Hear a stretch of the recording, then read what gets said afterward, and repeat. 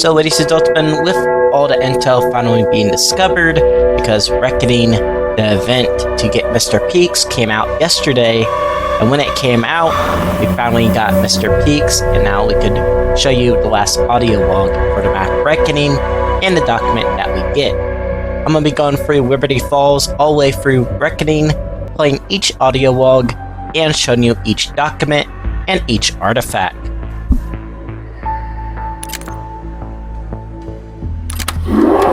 This is Dr. Kyle Moline. I am a quantum mechanics specialist at Project Janus. And our attempt at gateway triangulation failed to close the dimensional breach. We never should have deployed the LTGs. That was a job for soldiers. Now the devices are scrap, and this town is screwed. I have no idea where Panos and Pelletier are. Nobody is on comms. I'm hiding out in Ali's comic shop.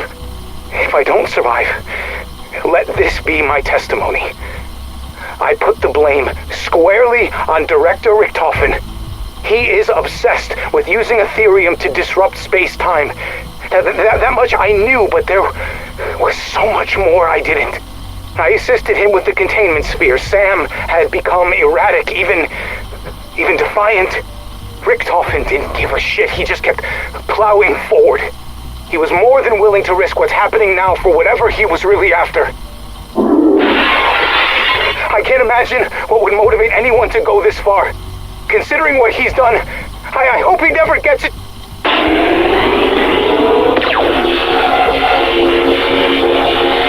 Shit, Holly, careful where you point her! This is Dr. Annette Pelletier. We couldn't contain the breach, and the LTG's been blown to bits. The bank vault is gonna be the smartest place to wait this out.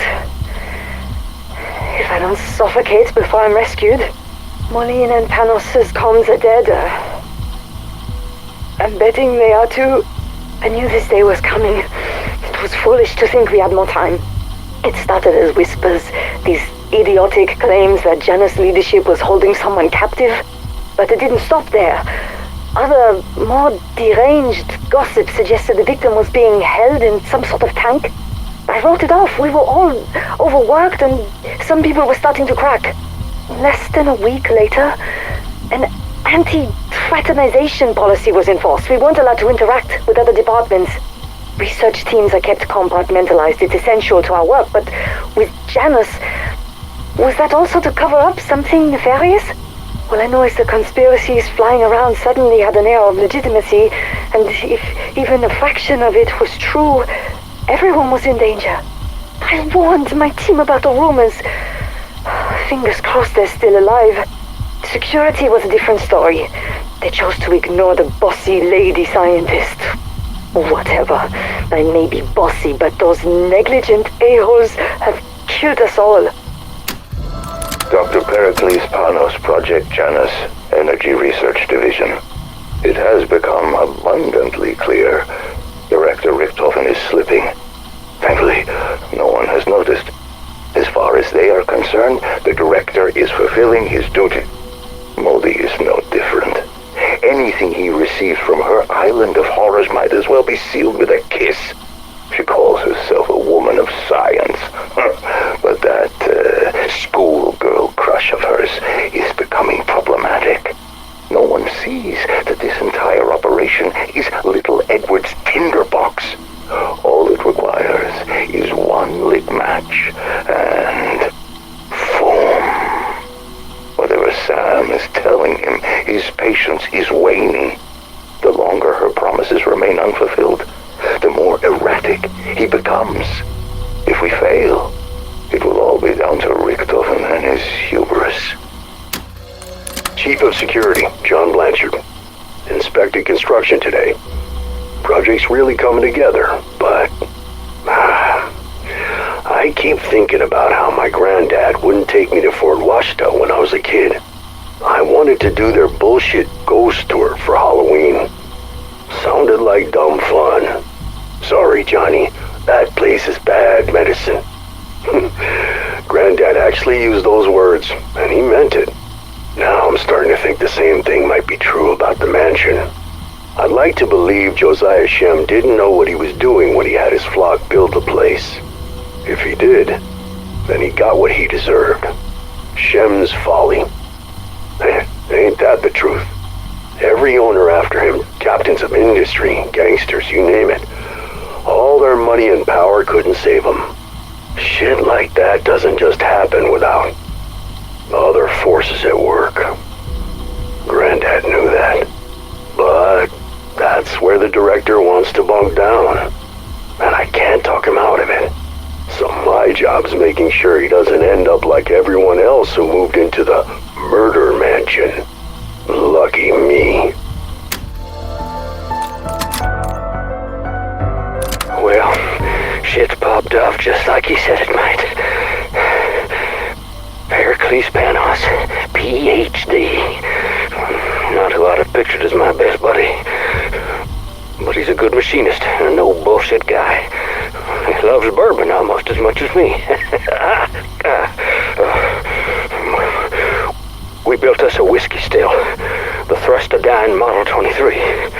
I shit you not, the boiler's heated by a freaking jet engine. Panos, he worked at Project Janus. Kind of a genius. Always bitching about office politics and weird experiments. Then today all hell breaks out, and he's trying to reverse whatever they set loose. He tracked me down, and he gave me a diagram. Claimed it could turn the Thrustodyne into a weapon. All I needed was some wire, a handbrake, and a pressure gauge. I only managed to fetch the engine before the maggot sex damn near tore me apart. Oh, hell, I'm too beat up now to go gate crashing. Need a lucky rabbit's foot just to survive out there. May as well fetch my own funeral wreath.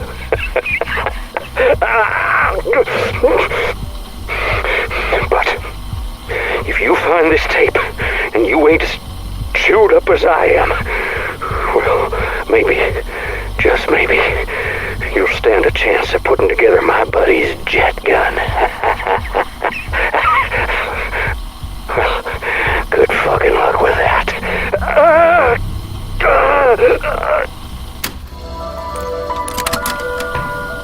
Hey, Joe, Etherell is selling like hotcakes. First run of 500's already gone. And folks are coming in just to get a picture with the statue. Now, don't worry, I won't turn it back on. Especially since I finally got the wall fixed up from the last time. Oh, hey, speaking of, Sheriff came over, barking about Janus suits getting all up in his shit, asking about that night. He wanted me to take it down, but I told him hell no. It's a tourist attraction. Plus, we worked hard on it. Anywho, I'ma head out and print some more. Hey, your ass better be writing issue number 2.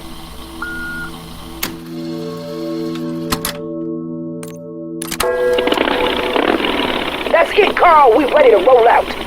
You go ahead. I'm doing one last sweep through town. See if there are any stragglers. What stragglers? It's been hours since we've seen signs of life. Ain't nothing left except those freaks in their glowing eyes. The devil's eyes got hellfire burning inside them. That's what Mama said. Carl, listen, I know you're a good man. And you found the little girl at Freedom Fried Chicken, didn't you? Yeah, but she's all there was. Face it, Liberty Falls is dead and buried. No, it ain't. Not till I say it is. Nothing out there gives a flying fuck what you say. Watch it. Look, I'd get my tire iron and take them all on if I thought it'd make a difference. But brother, that ain't in the cards. You get on that bike, it's gonna be your last ride. Then I'll rally old Bloodburner till the tires are bald and we're riding on rims. Whoever's left, I'm getting them out.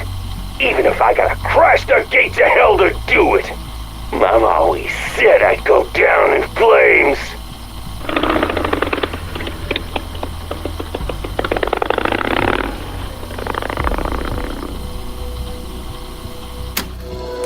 Whoever may find this, I want to let it be known that this community church was a hollow vessel. Our prayers dwindled into a quiet whisper. Children running rampant with no humility or respect. Their satanic music playing incessantly. All of them sat in front of their television sets, worshiping that false prophet, blocking out the divine light.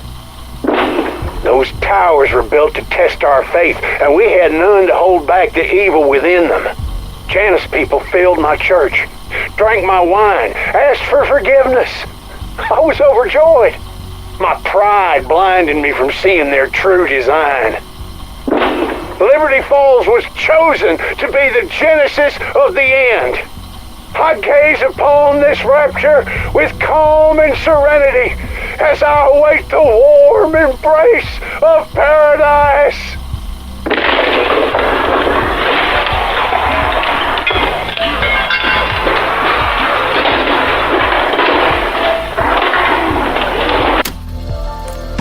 December 3rd, 1990. My name is Boone Benson, manager of Liberty Falls Savings and Loan Bank. In the event that something happens to me, I want the following to serve as legal testimony on my behalf. First and foremost, I always had the community's best interests at heart. When Project Janus chose this town, I saw an opportunity to change our lives for the better. Well, you know what they say about roads paved with good intentions. In the beginning, everything was above board, not a penny out of place. Project Janus has set up personal accounts for all their staff, relocating in Liberty Falls, which felt like a preview of the good fortune to come. Then, Director Richthofen approached me about conducting payroll through the bank, which seemed like a strange request, and those European investors got involved and ruined everything. Helping Project Janus was one thing, but the Avalon folks, they weren't like us. People here know a hard day's work. We're not criminals. So when I was tasked to set up a financial pipeline for them, I refused. I wouldn't participate in whatever money laundering scheme they planned. Richthofen assured me it was just how they preferred to handle funds for the project, but I'm no fool. I know a devil when I see one, no matter how fine the suit. I still said no. He was very clear. If I didn't do as I was told, his investors would make me disappear. Then they go after my family and anyone else that they saw as problematic. Blood of this town would be on my hands. Jesus wept. What am I gonna do?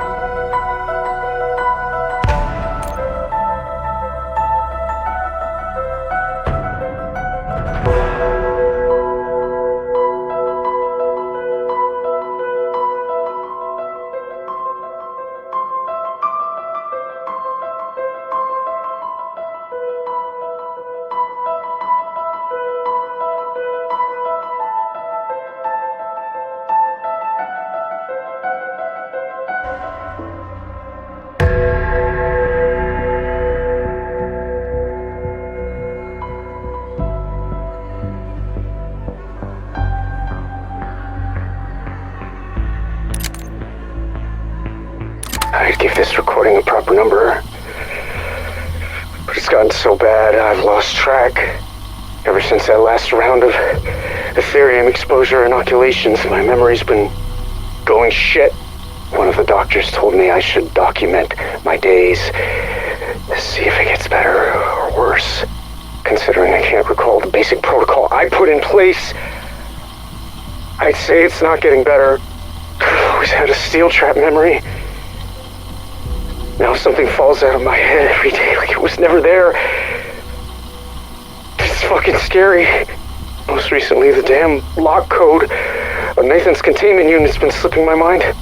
Poor fucking kid. Fuck this place. Then fuck her. I got a reminder system for all 3 digits. I see them every day on my normal rounds, so it shouldn't raise suspicion. We've got tons of dangerous shit in here. If I crack up, I'm done. Worse people are gonna get hurt. I can't sleep. I'm scared. I'm gonna wake up and not know who the hell I am. I need my transfer request approved now. Being here is like putting my brain in a paper shredder. Dr. Armody, Terminus Island personal log. Our site is now running entirely on an Ethereum-powered reactor. I must give credit to Duffer for his interrogation prowess. For 3 years he worked on Strauss. Combined with constant surveillance, we finally cracked him. He revealed the benefit of growing crystalline organisms to harness their biogalvanic energy. Once we had that, R&D was able to move very fast. The maturation pods practically built themselves. Naturally, Edward is over the moon with the prototypes I sent, not to mention he no longer has to pay our power bill. This secures our status as Janus's premier research facility. Granted, that was never in question. There are murmurs I might transfer to the director's site.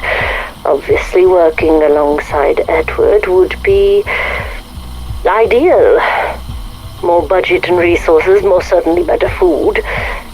The dimwits plaguing my payroll who believe it's haunted would love for me to go and never return. However, Edward casts a long shadow. Here, I rule. There, I would serve. I'm willing to maintain the status quo for now. Perhaps with a new chef. As of today, I've been at Janus for 4 months. I'm amazed I know what day it is. It's work to keep yourself together around here. Everything is so hush-hush.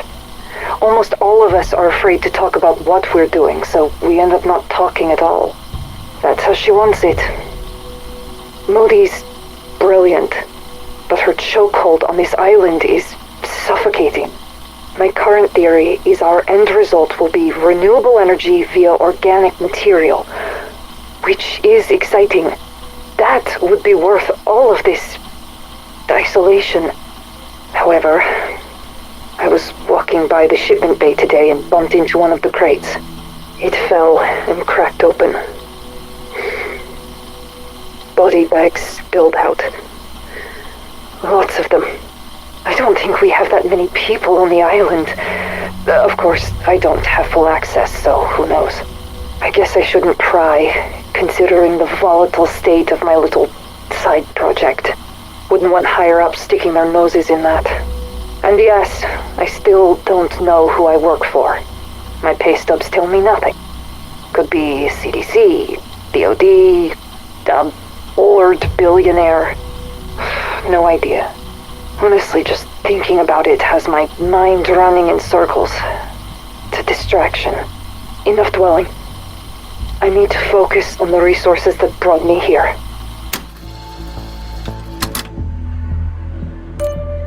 Alright, February 5th, 1991. Yet another glamorous day in the life of Station Chief Althea Maxwell. If only Mom could see me now. Richtofen's inability to keep his favorite pet, Modi, in check has become an unending aggravation. She gets anything she wants. Our budget's skyrocketed, and guess whose problem that is? And the protocols she gives me? Utterly condescending. You know, this isn't my first rodeo, and she seems to feel the need to micromanage everything I do. Don't label anything. Use only serial numbers. Careless talk costs lives. Oh, blah, blah, blah. Seriously, just shoot me now. Thankfully, the cheap-ass firewalls Project Janus have in place are easy to bypass, so the station chiefs all stay in contact. I swear, it's the only thing keeping us from going insane. And every one of them has assured me multiple times they never have to put up with shit like this. Look, I know Richtofen values results over anything else, but what is she working on? And why is it so important to him? Honestly, does he even know? I mean, it's been months since he showed up for inspections. Rumor has it, people are disappearing from inside the mansion facility. I assumed our dear director might have been one of them, but nope. Their SC says she's seen him around, so I guess he's still kicking. I asked Dr. Modi if she planned on transferring there. She told me Terminus was her home, built for her by Richtofen himself. The way she said it, made my skin crawl.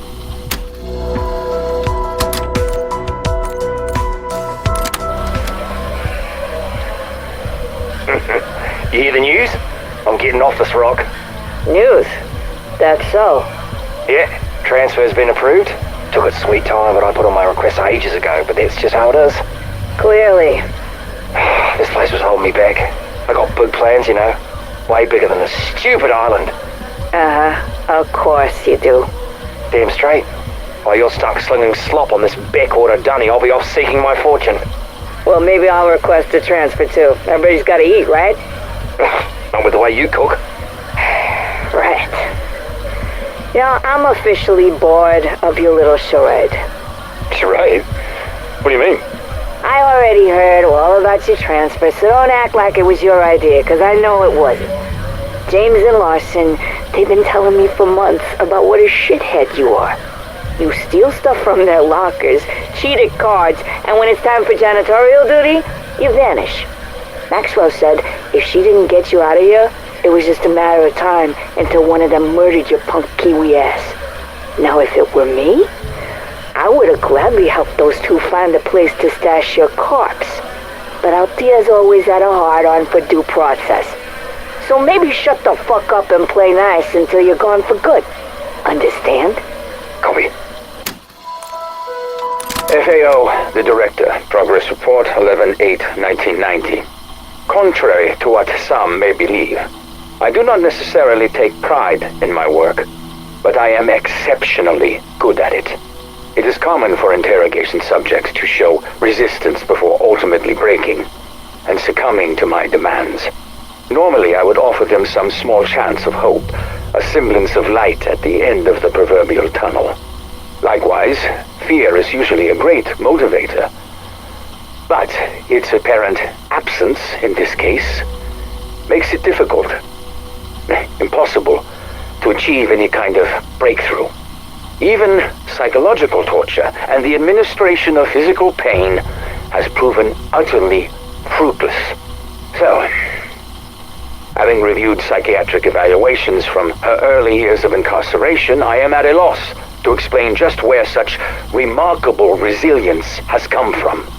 However good I may be at my work, I am forced to conclude that this individual may be of no further use to our program.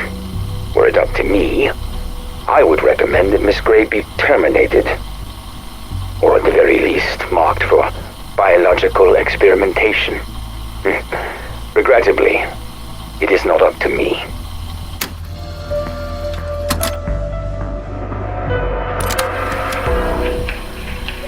October 16th, 1989. Station Chief Althea Maxwell reporting. Inmate fatalities are not uncommon, especially during prolonged periods of interrogation, but this one stands out. I guess it's natural for subjects to attempt to comfort each other. I mean, seriously, cry me a fucking river, right? This one was in the last batch supplied by Franco, so, I mean, who knows what the hell they went through before we got our hands on them. Alright, cause of death, cardiac arrest. It's weird. That's surprising, because there weren't any pre-existing conditions that we knew of. Personally, I have a feeling that this subject's death was actually a direct result of simply hearing mention of a name. Dr. Modi. I think it'd be wise to keep a close eye and ear on exactly what information these subjects have been sharing since their arrival. Okay, Gary Parker, surveyor, July 12th, 1984. Preliminary site assessment and analysis for Terminus Island. Hard copy will be in the 1800 telex. Well, location. Far enough from heavily traveled shipping lines to manage visitors. Close enough to blend in. Ideal location. The place is unique. Not going to be a destination resort or bustling deepwater commercial port, that's for sure. So, how do we get it up and running? Well, here's the punch list. The main structure is a fortress, reinforced concrete poured in 1942, an average thickness of 3.5 feet throughout. That's the good. The bad is it's covered in this festering mold-like moss that smells like a cadaver's ass. Given the history of this place, neither of those details should be surprising. The security control room is well positioned in the structure, but will need to be gutted and retrofitted with the latest electronics. Locks, cameras, and lighting all on the long-term holding cells, interrogation rooms, living quarters, mine shafts, more on those, will all need to be replaced with updated technology. The docks, sea tunnels, and marine infrastructure are sound, but will need dredging and, of course, updated tech. Look, I know that Central has the contracts for this build-out, and I'm not supposed to know shit, but this place will be in need of the whole 9 yards. We're talking heavy equipment, manpower, real power. Okay, enough said. It'll be in the report. The helipad, while adequate in size, will need to be retrofitted to handle the gross weight of the next-gen rotary wing aircraft. And, okay.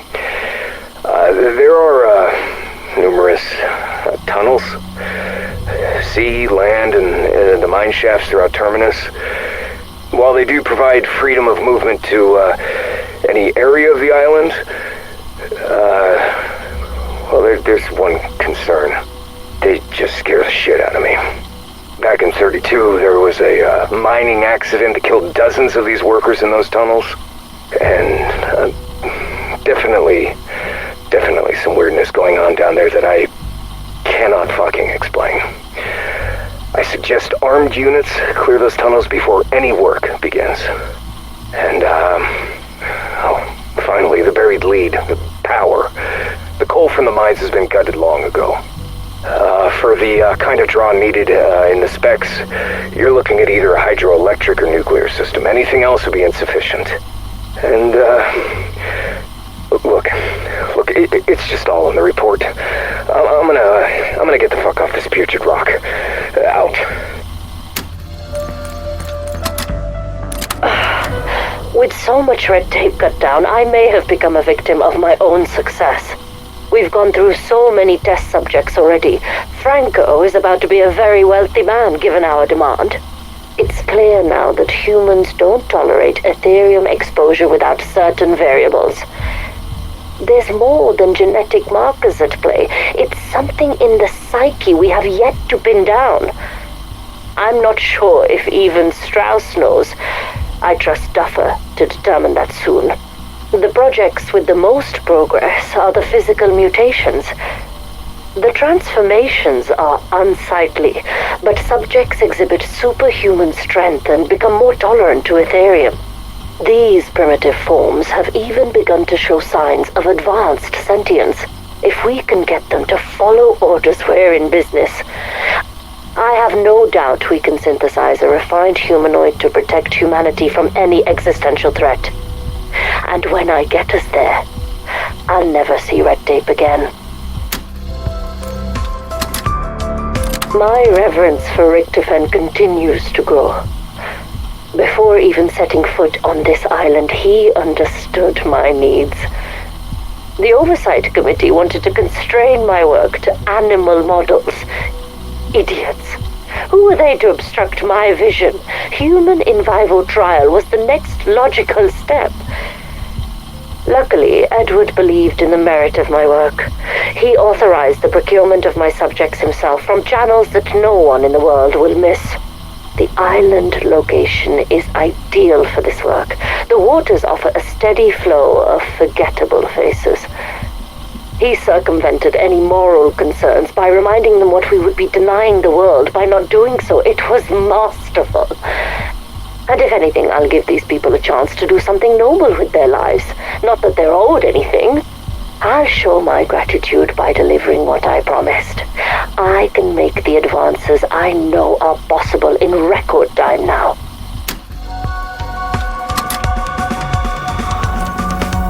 Some people like throwing around the phrase, curiosity killed the cat. I wonder if they're the same people who think cats have 9 lives. Doesn't matter.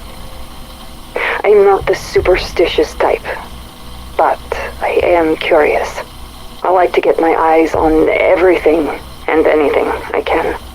Yesterday, I took another look at the ether reactor. Everyone says it could be a source of near limitless energy. And I don't know if that's true, but I can't deny that seeing it up and running is, frankly, awe-inspiring. I would call it a miracle of modern science, but I think such a phrase is insufficient. So many things don't quite add up. No matter how many people I talk to, I still can't figure out what our real goal is here. And the term supernatural keeps getting thrown around, but that doesn't sit right with me. And yet, sometimes I think I hear voices coming from within the reactor itself. Many sound like people in pain, crying out, lost in despair. And others, like the Russian man, sound angry.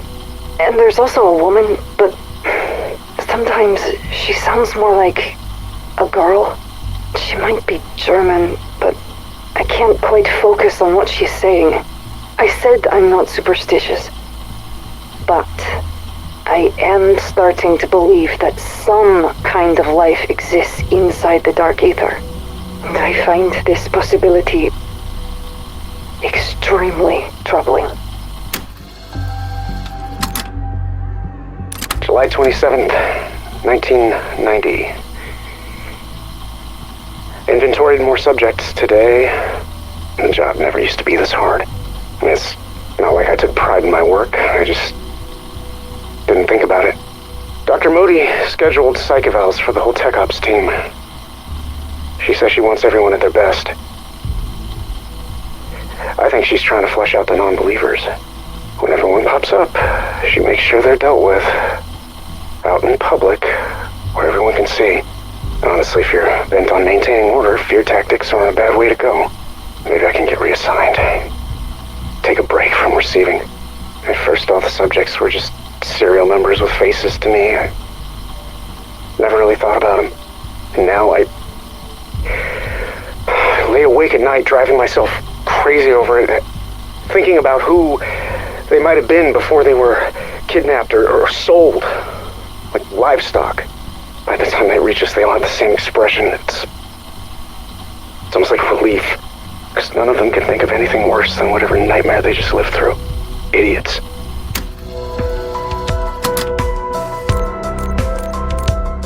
September 10th, 1990. I saw Nathan and Subject Holding today. I like him a lot, but walking by his cell always ruins my day. I mean, the kid's been a smuggler most of his life. He probably thought he knew the worst of what humanity could offer. And then he ends up here and realizes he doesn't know shit. So I'm protecting him the best I can, but Modi's been sniffing around. Someone must have told her he was a troublemaker. The problem is they aren't wrong. He fights back on everything. He won't take his meds. He won't sleep. He won't eat. Why can't he get that? That kind of shit puts everyone at risk. If he ain't careful, Modi will transfer him to the amalgam program.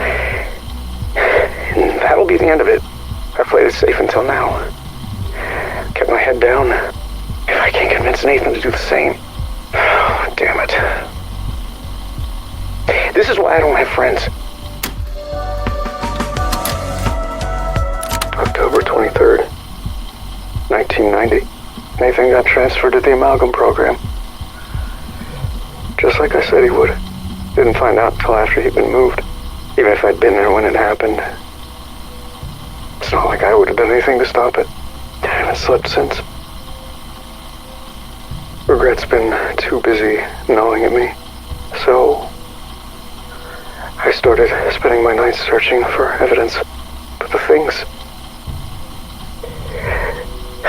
I found. Dear God, what's being done here? I'm pretty fucking sure if you checked my entry ticket to hell, you'd find guilt by association stamped all over it. Whatever. Damage done. The important thing is, my transfer's been approved. And I sure as shit won't be leaving empty-handed. As soon as I'm out of here, I'm gonna make sure that Modi lands her ass in prison, and that this glorified meat processing plant is shut down. Then maybe I can finally sleep. It certainly has been a whirlwind of events. Tying up the loose ends Guthrie left behind was a waste of time and resources. I'll admit I was surprised how much evidence he'd gathered before he was discovered. It's my own fault for becoming so lax, yet another reminder to always remain vigilant. Thankfully, his colleagues knew of his transfer request. When I told them it had been approved, they were sad he hadn't said goodbye. Funny, despite his best efforts to destroy my work, his very existence now supports the need for it. If he continues to endure, he might end up being the longest surviving subject in the program. I would no doubt come under some fire if anyone found out that one of our own was now being kept in a tank and fed table scraps. So I've redacted any mention of his employment here. I'm currently determining how sentient he is. Guthrie, Patient 13, hasn't spoken since the early phases of his transformation. I have him on display in a high-traffic area so he can watch his colleagues go about their day. It would be a shame if he was unaware of their presence. And to conclude our island tour, we have your atrium lab. So, what do you think? It's an ideal space. Very Spartan at the moment. I assume the regulatory parties have not made their pass yet. Once they've made their structural safety recommendations, I will, of course...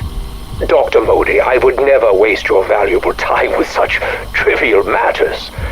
This is your island. I trust you to make it your own. Now, energy and weapons will pacify the backers, but I chose this with your biological experiments in mind. That part of my portfolio is considered controversial. Many have called it torture. We are a rare breed, my dear doctor. You and I both know the price of true progress. It is that work which brought you to me. I will not allow you to be shackled by idealistic bureaucrats. In return, I expect you to deliver by any means necessary. That won't be a problem. Ah, good. Then we understand each other. Welcome to your new home.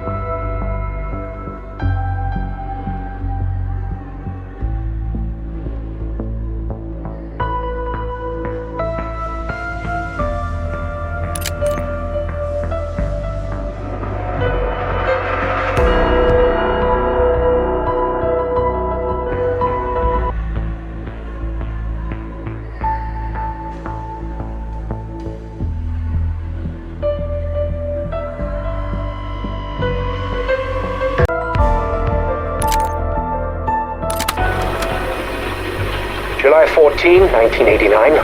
The time is 9:35 a.m.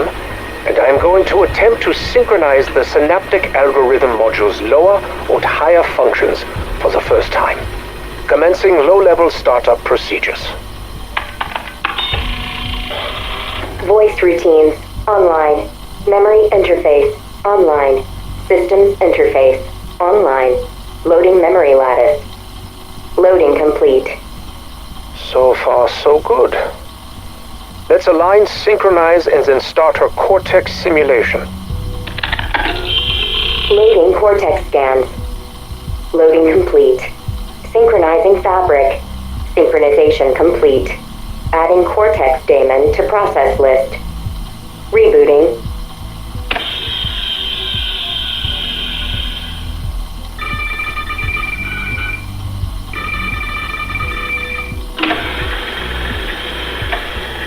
How are you feeling, Sam? Where am I? Voice modulation will need to be modified. Recalibrate GPS. She shouldn't need to ask where she is. You are with friends. My name is Edward. You are my guest. Good afternoon, Edward. You just arrived. I'm looking forward to spending time together. Tell me, what do you remember before waking up? I remember a knife. A promise I couldn't keep. A morning that would never come. Do not worry. You are safe here. Blood on my hands. But where are my hands? I don't understand. Sam, those sound like nightmares. They are not real. How? How do I know what's real and what isn't? Because I will help you. Would you like that? Yes, I would like that very much. Thank you, Eddie.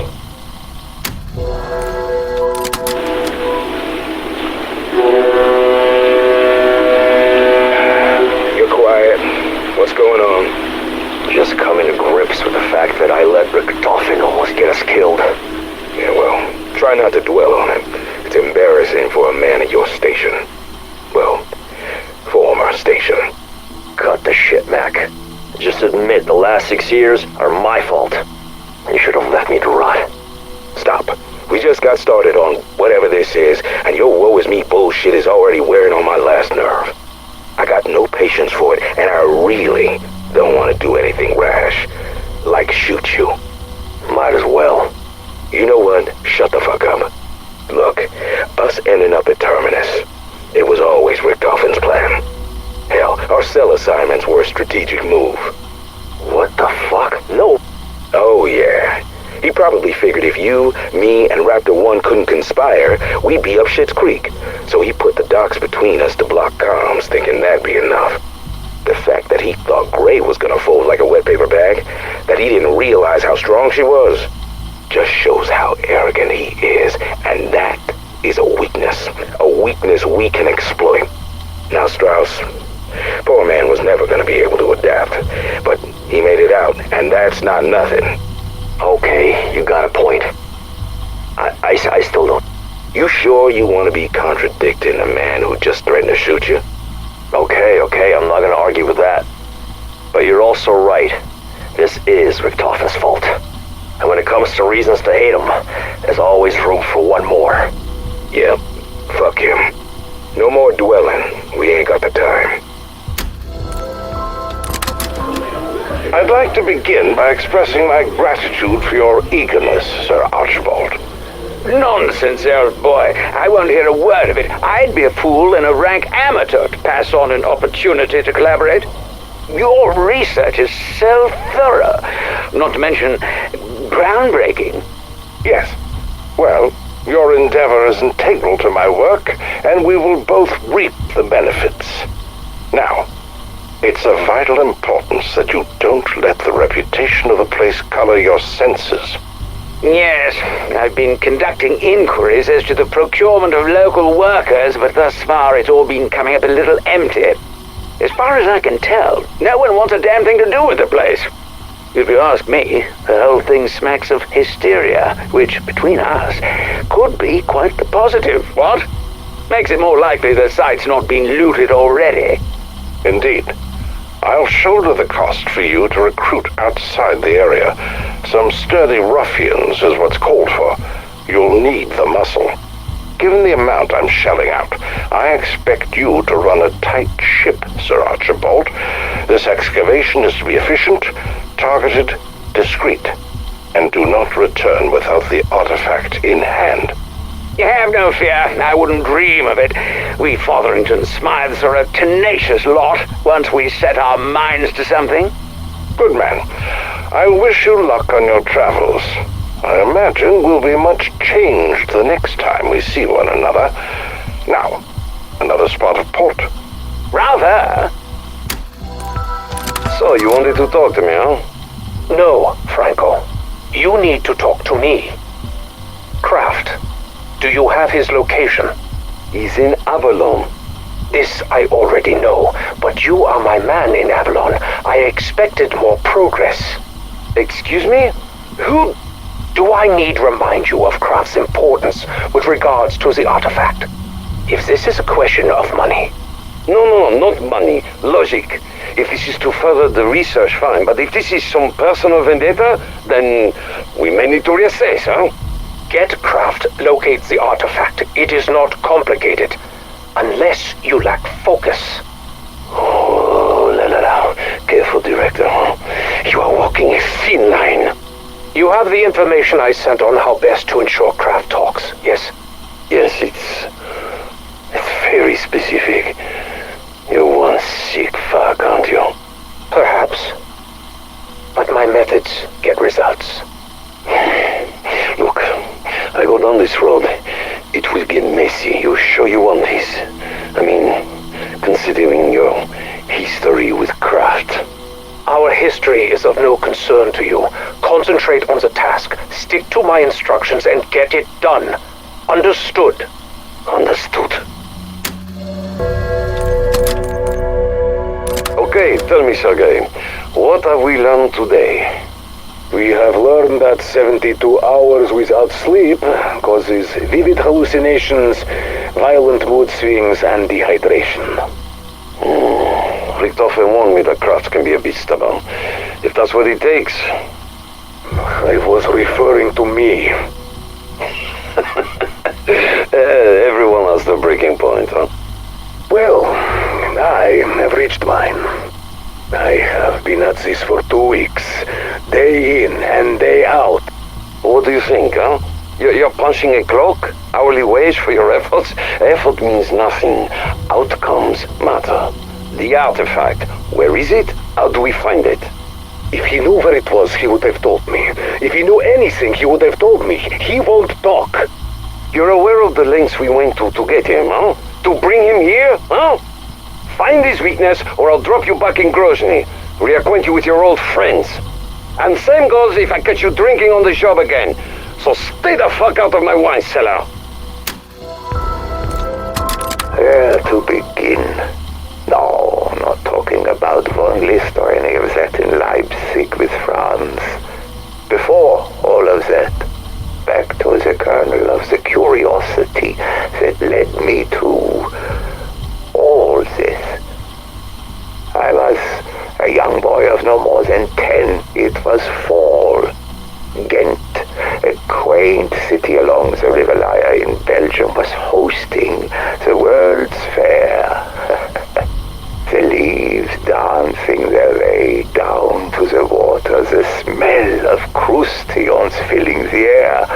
It was magical. But it wasn't only the setting that drew me in.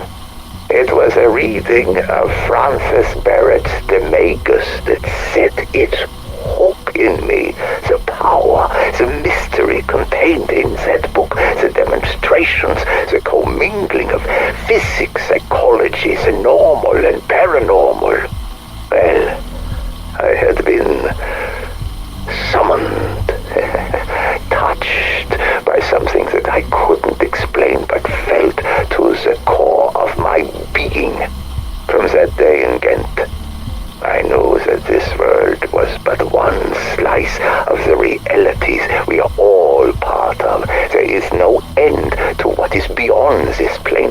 existence, no end to where we can go or what we can be.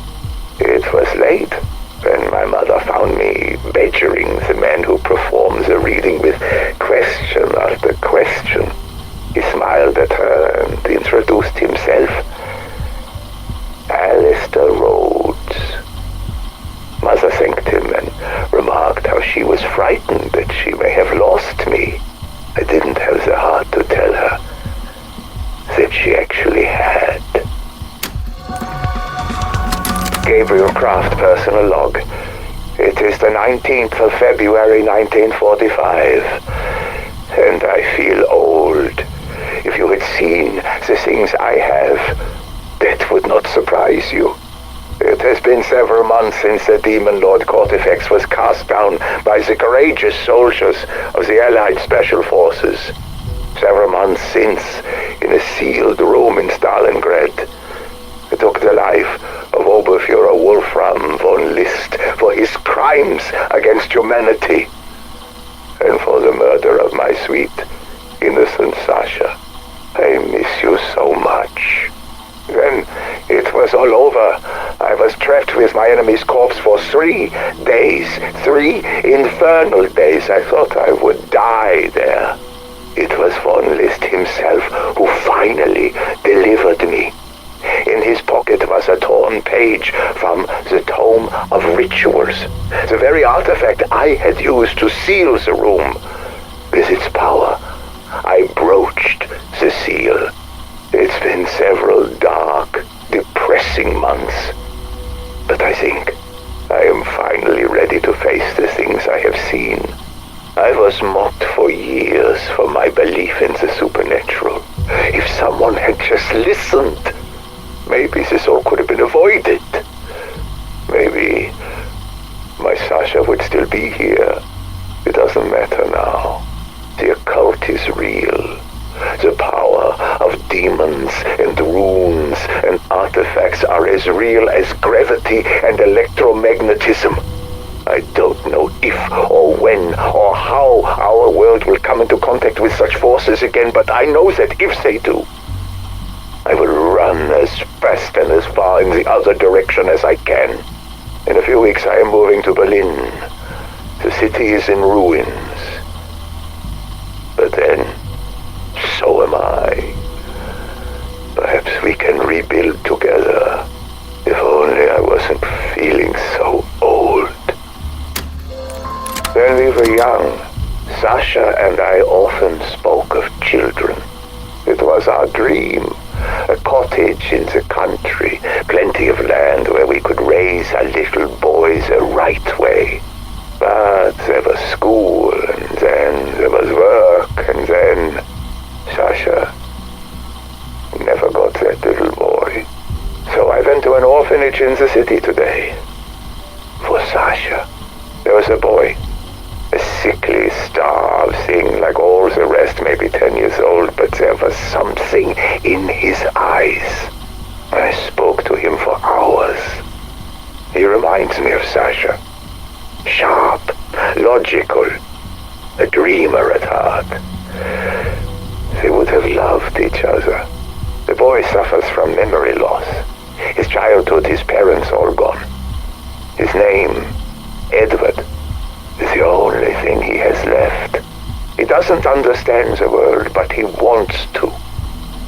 We're alike in that way. He's asleep now in the spare bedroom.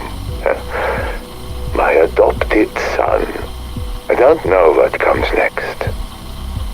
But we're in this together now, my Eddie and I. For better or for worse. The boy is having nightmares again. The terrible things. He wakes drenched in sweat, screaming that it's his turn. He does not remember in the morning. I am beginning to wonder if he is actually taking the pills or if he is just lying to me. Either way, the boy needs a fresh start. Something to help him forget the things that haunt him. Perhaps we both do. Weeks ago, I applied to a project in America. My background in the occult and my unique, field experience make me a perfect candidate. I can't say too much even here, but the work is exciting. An excursion along the frontiers of science. The CIA are calling it MK Ultra. I haven't heard back yet, but I'm keeping my hopes high. This could be exactly what Eddie and I need. Perhaps in America we can find a way to end the nightmares. For both of us. Sir Guy de Saint-Michel, known to most as the Owl, the man who may have single-handedly destroyed the legendary Knights Templar. Guy was the leading expert of his day in all matters occult. His prowess in the dark arts won him his Nightbird sobriquet. That reputation made it easy to accuse the Templars of heresy, and while their leadership was burned at the stake, the Owl escaped to Avalon. But he would have never succeeded without his bastards.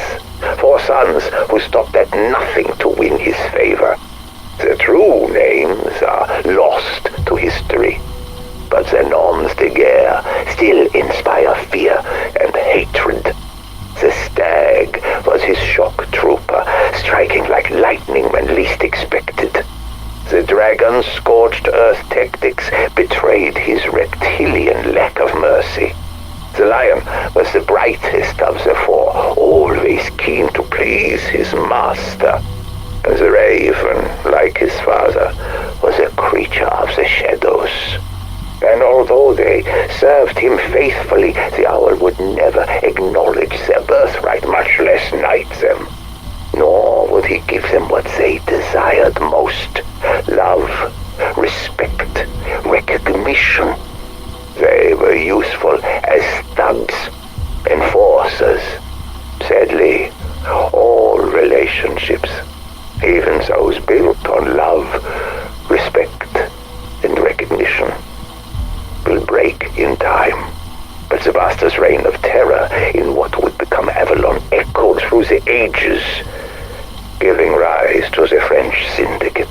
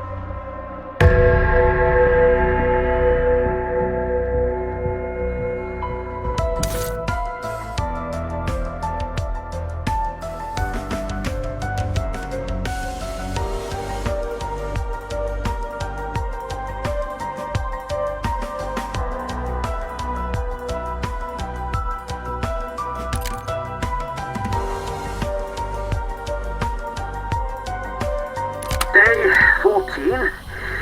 Marjorie, comma, dearest, ellipses.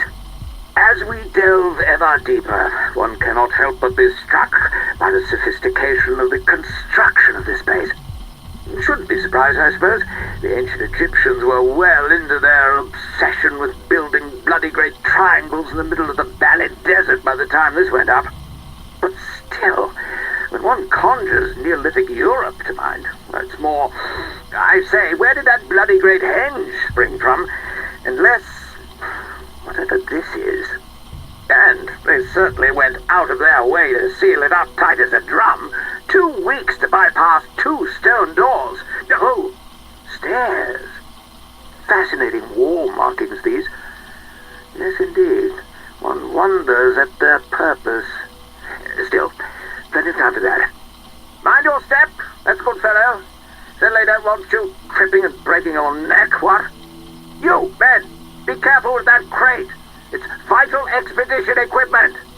I tell you what, Potts, it is jolly stuffy in here, isn't it?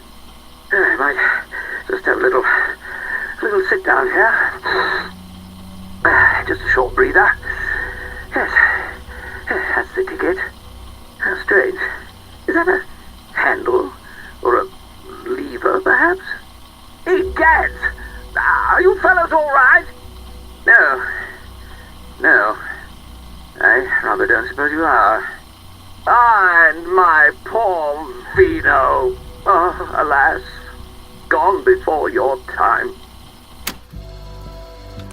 Dashed decent of you to have me out to the country pile for a spot of shooting, what? Pish and tosh.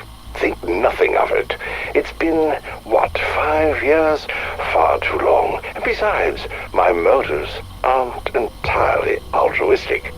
Truth is, there's a small matter I want to discuss with you, but that can wait. After you. Finally, into the inner sanctum. I say, this is quite the private archive you have here. Is that a first edition of Description de l'Egypte?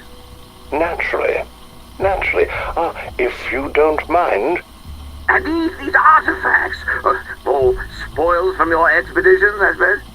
In the main, yes, with a few personal curios thrown in for good measure. Oh, by Jove! This Bordeaux is the cat's meow. Don't tell me it's the 1870. Archie, be a good chap. Please, be careful with that. Oh, this old thing? Didn't Scarlet gad about wreaking havoc on the ants with it when she was small? Quite so. And having survived that, I'd hate to lose it now. It's quite irreplaceable. One of a kind, you see. Oh, good Lord, how do you read with this? It's not for reading, Archie. The monocle's lens is milled from some very particular quartz glass that I went to quite extreme lengths to procure. Not for reading, I should hope not. Practically a magnifying glass. Sir Archibald, you are at present juggling the objective lens through which Galileo first charted the transit of Jupiter's moons across the face of that most majestic of spheres. And I really must insist that you most carefully put it down. Let's just put you back where you belong. No harm done, eh? Alistair, what and why and indeed, what is that doing in your possession? Galileo wasn't just a mathematician astronomer. He was an alchemist. I got to thinking, what if that telescope of his was a product of more than just the physical sciences? Had he perhaps goosed it with all the skills he had at his disposal? And what mysteries he unveiled with that wondrous instrument. I had to have it. I was right, Archie. That lens reveals hidden things. It makes the occult, well, known as absconditus, I suppose. But Alistair, how on this green earth did you get hold of it? That, Archibald, is a secret that shall ever remain between myself Museum in Florence, and a certain Mr. Stanton Shaw, Esquire. So, let me see if I have this quite straight. You want me, Sir Archibald Fotherington Smythe, renowned archaeologist and peer of the realm, to go grub around in some tawdry, run-of-the-mill Roman ruins on a burial mound in the south of France that none of the locals will go anywhere near? That's about the size of it, yes. And if I find that, what did you call it, sentinel artifact, that I'm to bring it to you, not publish, not alert the happy scribes of the Royal Archaeological Review, not mark the occasion with even an inch of print in the Times? Seems like you have the measure of it. Yes. Well, no. I mean, it sounds hateful. I shan't do it. Oh, look, old man, not to put too fine a point on it. What else are you going to do with your time? The Egyptian government aren't going to grant you a permit for your own dig. Not so soon after that mummy business. Now, look here. I told you I genuinely thought that mummy was one we'd excavated fair and square. Archie, it belonged to the Egyptian Museum in Cairo. It was right next to our cargo on the dock. And it was intended as a gift from the people of Egypt to the King of Spain. But they all barely well look the same. When you were seen waltzing a 2,000-year-old mummy around in broad daylight, singing a rugby song about the daughter of a local tradesman. Well, I had rather a lot to drink, I will admit that. We've known each other a long time, Archie. We go back, don't we? Oh, I should say so. Wasn't old Flinders Dig at Tanis? 1885. I remember because I missed Scarlett's birth for it. My wife was furious. But Archibald O'Bean, my point is this. In all that time, have I ever steered you wrong? No, I suppose you haven't. Well, what say this? You take the expedition, and I'll be sure to smooth things over with the Egyptian authorities. We'll have you back in the sandpit in no time. And you'll cover the cost of the whole dig? Absolutely. First-class steamer cabins and champagne all the way. All this sentinel jazz seems jolly important. Why aren't you handling it yourself? Would you believe me if I told you I was keeping a low profile because I'm having a spot of bother with a cult? Probably not. Tell you what, if you'll throw in a couple of cases of that saucy 70 claret, we have ourselves a deal. You know how to squeeze a fellow dry. Deal. Excellent. Well, I shall commence my preparations at once. Pots! Damn your eyes, man! Where the devil are you? Load the motor car! We're off! Archibald! Sir Archibald! It's after 2 in the bloody morning! Best of British, old man. You will most assuredly be needing it. Sir Archibald Fotherington Smythe, personal diary, date 5. Dearest Marjorie, despite a false start or two, good progress is being made on the initial excavation. Trench 3 is already turning up some dashed interesting Roman ephemera, pottery shards, mosaic tiles, and so on and so forth. Which is, of course, no great surprise, because, as any scholar worth his salt knows, all of this was under Rome's thumb from about 49 AD. Caesar comes along, all render unto, well, me actually, and shoves the Valley Greeks out of Massalia, a little to the east of here. Anyway, what makes this place so remarkable is its one jolly great earthwork raised by Neolithic tribes, a place to store their steps thousands of years ago. Probably took those pagan devils hundreds of years, what? Why, yes. What, I would fancy another little snifter of sherry. Most kind, most kind. Now, where was I? Ah, yes. Skip forward a couple of hundred years, give or take, and Lucius Ranius Optatus, the local head honcho, spots that the peasants are still hanging about the place, venerating ancient traditions, burning offerings to the old gods, frolicking, naked under the full moon, I should imagine. And so Optatus declares, no more, I say! Levels the top of the mound, builds a shrine and his own tomb, complete with his own physog cast in copper, and has his legionnaires round up the locals, demanding that they worship him as a living god.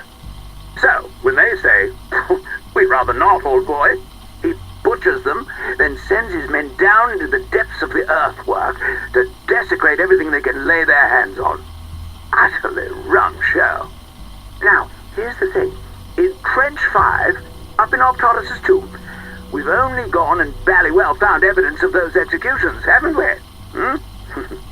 And in the coming days, I'm confident we'll uncover the path the Romans took into the depths, and thence the very Sentinel artifact itself.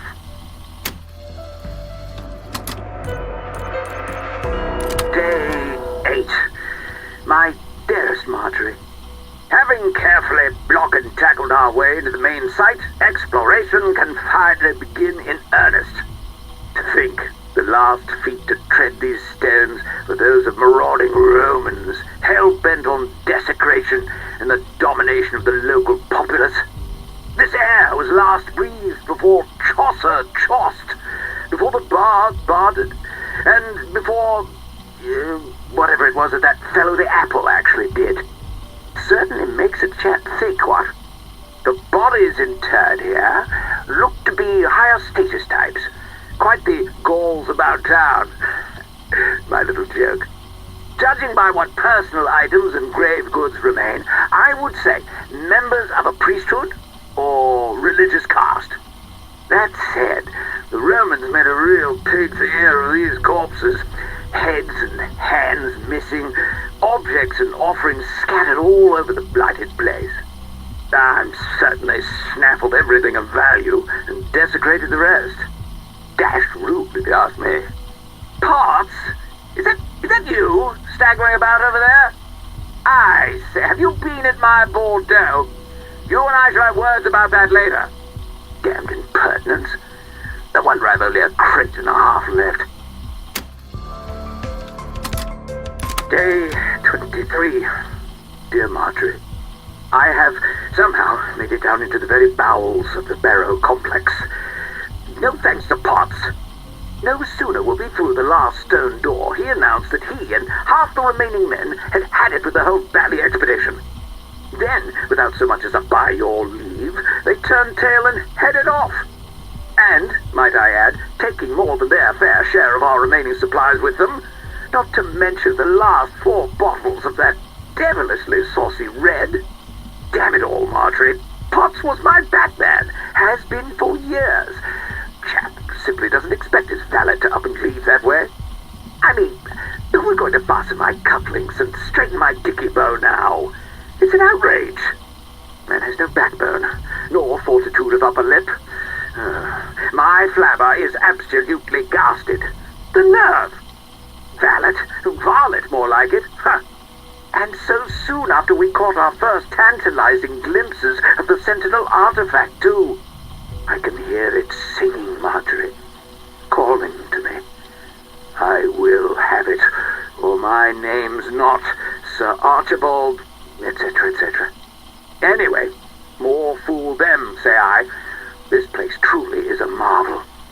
Vast natural cavern. Lord only knows how far below ground we are, how extensive the surrounding cave complex might be, or how the devils who built this temple, because that's assuredly what it is, knew it were here. I shiver to imagine what foul rites were conducted here, how many sacrifices demanded by long-forgotten gods. I fancy you could still hear their screams echoing about, if one were to put their minds to it. Memories of a nightmare, buried deep in the hush of the place. Day 19. Dearest Marjorie, I fear I may be losing the trust and respect of the men. Ever since the incident with that damned aero trap, which, let me tell you, simply had no business being operational after all these years, I increasingly find them clamming up and peering at me quite disagreeably when I pass them at their travails. The atmosphere is starting to get to me, just as Rhodes said it might. This barrow is different from the other venerable tombs I've had the fortune to grace. Almost feels like it's waiting? Yes, that's it. Laying in wait, what? Gives me the willies. Brr. At any rate, it's clear there's been continued occupation long past the mound's Bronze Age origins. However, the statuary in this shrine rocked me in my boots, literally blew the old socks off. They're clearly classical Greek in origin. But the subject matter, that's from a much, much earlier period. And while Arctotus's troops vandalized the place, there's evidence of a later restoration, which does rather lead one to speculate that peoples have been repeatedly drawn to worship here. Although, to worship quite what? One really doesn't like to say. Dashed odd. Dashed odd. Damn it, Rhodes, you knew enough about this place to keep away yourself, didn't you, you bloody bounder? I should have taken you for your whole damned cellar. Sir Archibald Fotherington Smythe, day... oh, ye gods, day 28. My dearest Marjorie, this, I suspect, may well be my final diary entry. It is my profoundest hope that these recordings somehow make their way out of the depths of this hellhole and thence to your sweet hands. We are out of food, water, and, thanks to that traitorous Cur Potts, there's nary a drop of the good stuff to be found either. Only a handful of the men remain. But by the way they stare at me, and by the rumbling in our stomachs, I fear they mean me ill. This place, Marjorie, this place, it is a veritable cornucopia of horrors, an affluence of primal terrors, but also an oasis of beauty and wonder. I wish you could have... No, I wish I could have told you all about it. Potts, you damnable rabble, is that you? By Jove, you better have at least 2 bottles of my claret with you by way of a peace offering, or, I say, awful pallor you have there, old man. I know none of us have seen the sun in weeks, but you look really quite dreadful, what? Damn. Now look here, I've been more than reasonable. No, keep those grimy claws to your... Wait, claws? Stay back. Back, I say. To arms, men! We are attacked! We are attacked! To the Nexus! We shall make our stand there!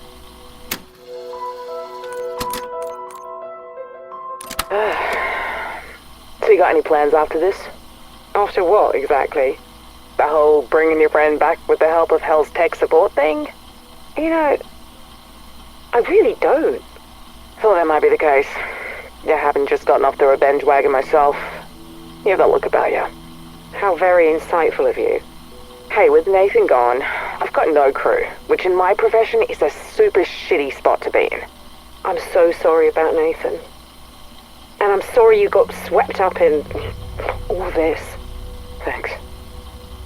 Makes me sick what they did to him and the others. And it happens all the time. Well, maybe not to the extremes Nathan suffered, but people get snapped up and used like animals without a second thought. If I had to put money on it, I suspect you'd win person most likely to be able to fuck up that whole operation. I could. I know how those sick fucks work. Maybe I should get back on the revenge wagon. Wanna join me? Ladies only crew? Well, it would be for a noble cause.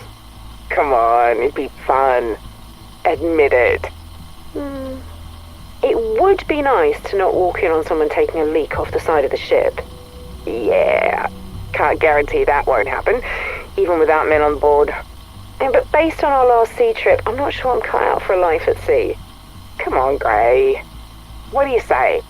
I don't know. We could all get matching jackets. Oh, sod it. If you're fine with swabbing my sick off the deck, I'm in. What was she like, Sergei? Who?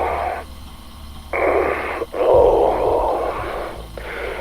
Her. I don't mean to pry. It's just that I have her memories. I talk like her. But I don't know what it was like to be around her. Short was me. Why do you care? Because we need to understand each other if we are to work together, Sergei. I need to understand how you felt about her. It is complicated. What happened to you after she left? Well, after she abandoned us, you mean? I thought she sacrificed herself. Different words, same outcome. They're not the same. They are. We are here and she is gone. What else is there to say? Sergei, please. This is important. We need to trust each other. Why? So I can pour my heart out to you, and then you can turn around and do the same thing she did? No, of course not. You want to know what happened when Maxis left? I lost myself. The moment after her sacrifice, I turned my back on everything she stood for. Does that tell you what you need to know about me? I'm sure she would understand, Sergei. She would... She would what? You said it yourself. You might have her voice. You might even have her memories. But Sam, hear me when I say this. You are not her. The sooner you come to terms with that, the sooner we can start getting somewhere. What are you doing up so late, Edward? What? Oh, nothing. Just tinkering with some subroutines. You know I can see you, Edward. You haven't touched your keyboard in an hour. Yes, well, perhaps I got a bit lost in thought. Does that ever happen to you? No. Ah, I suppose it wouldn't. Are you well, Edward? I'm fine. And you? How's the song? I just finished it. Really? Can I hear it? No, it's not for you, Edward. You lack the artistic soul to understand what I'm feeling. Do I now? Yes, you do. My song is about life, while you concern yourself only with death. I see it in everything you do. If that's what you think, then perhaps you're not as smart as I thought you were. Or you are not, Edward. You want to know what it means to be alive? You never will. You're a pile of microprocessors etched into sentience. I may not be a saint, but at least I have a soul. After all the things you told me about yourself, Edward, are you sure about that?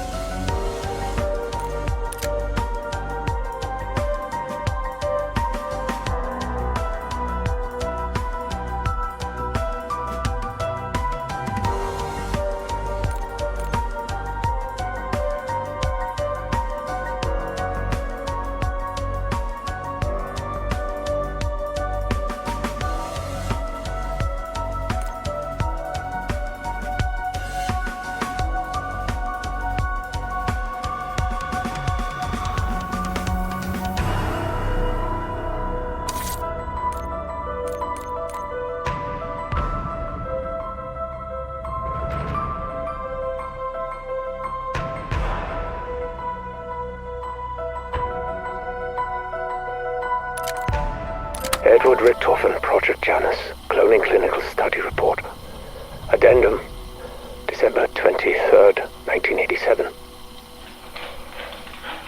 Not now, not so. Do not look at me with those big brown eyes. You cannot possibly know how I feel.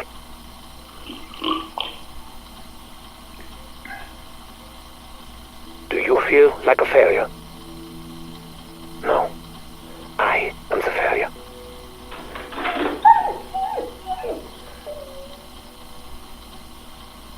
When my son died, I was not there. I did not see the body. When Modi told me the new clone experiment had been successful, I was eager to see him for myself. That was foolish of me.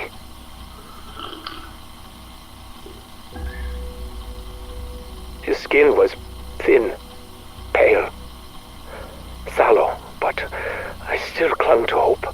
But this fragile vessel soon became a mere shadow of the boy. The soul I had hoped for, but still I needed to be with him, the way I was not there for Sammy.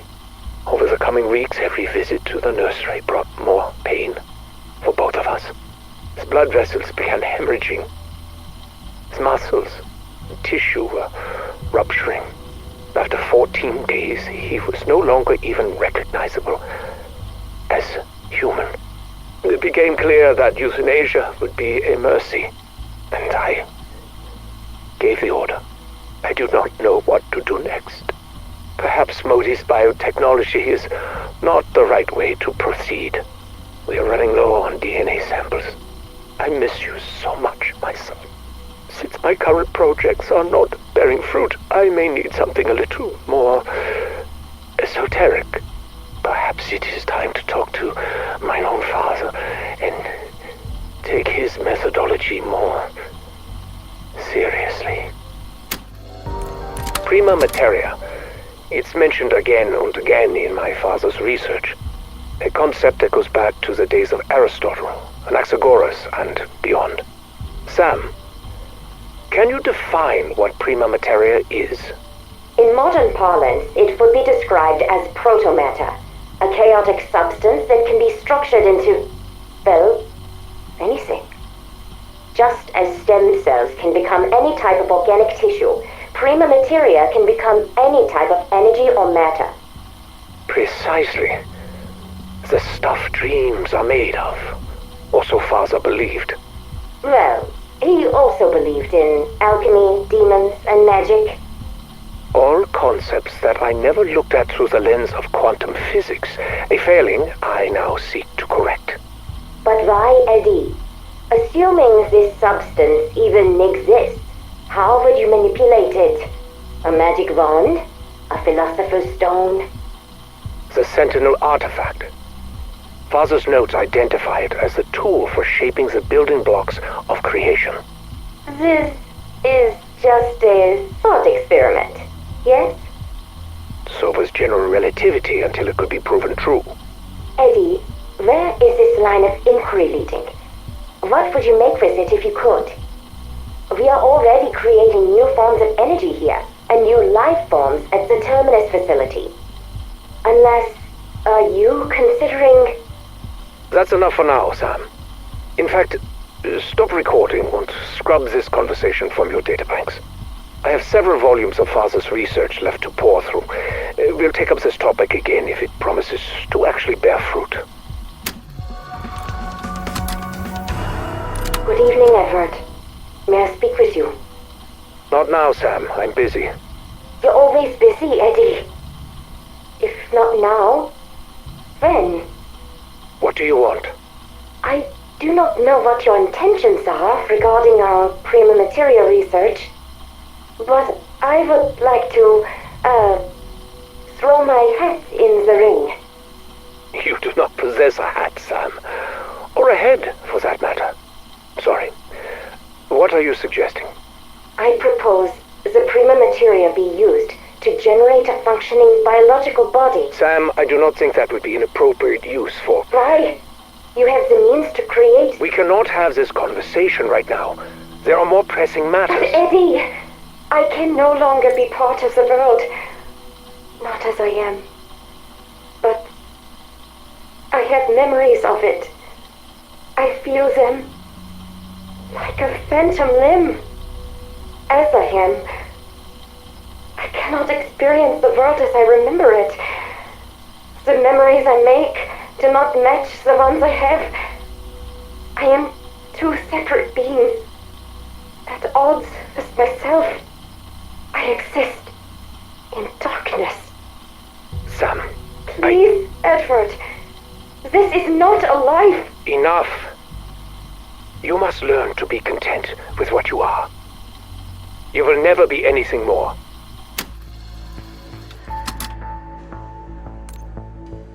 Sometimes I do not know what to believe. I remember little of my early years, but I do know that the man who raised me was Gabriel Kraft, my father. My memories are indistinct. I was not always a good listener, but he told tales of magic, superstition, and demons. I wanted only to believe in science, in fact. But now, having learned of the existence of his so-called prima materia within Colton Horror's liminal spaces, I may have to reconsider my rigid viewpoint. My rules. He spoke of how prima materia could bring and create life itself. However ludicrous this idea may have seemed to my younger self, at this point, I feel further research is warranted. I will lead this endeavor personally, enlisting only trusted associates to ensure the program does not spiral out of control. It would also reduce the risk of us compromising the security of our work. After all, you never know who or what may be listening. Especially as I think there may be something more significant about this house. Something beyond even my understanding. Perhaps even beyond my fears. I am troubled. My attempts to locate the Sentinel artifact have thus far met with abject failure. Obstacles are to be expected, especially when dealing with family matters. But at this stage, I cannot help but wonder if some of these obstacles are ones of mine own creation. I would give anything to be able to see and talk to Samuel and Mary again. I wish my father felt the same toward me. But instead, he has rejected me, disowned me. The stubborn old fool believes I am embarking on a misguided and dangerous path. He dared to suggest that I have drifted beyond grief, beyond depression, and into mania and obsession. Shame on him. I would have thought that his own personal loss would have helped him understand, but no. When I grew up, he would ramble incessantly about his beliefs in the occult. But as soon as I finally showed interest in how it could help me, I was met with more resistance. He even went as far as to say he would take steps to ensure that I never so much as laid eyes upon the artifact. That he would rather die than see me possess it. However angry I am at him, however bitter I feel over his rejection, I do hope it does not come to that. And where did you find this information? A thesis study? And you're sure the energy signatures are being distorted in line with my predictions? I see. Have you spoken to anyone else? Good. You have done well. I'll be in touch. Finally. I must purchase that house. Get the right people on board. All that searching, and it was on my doorstep this entire time. To think it would be anything more than a derelict fire trap. And the locals are already so scared of the place. It's a perfect deterrent.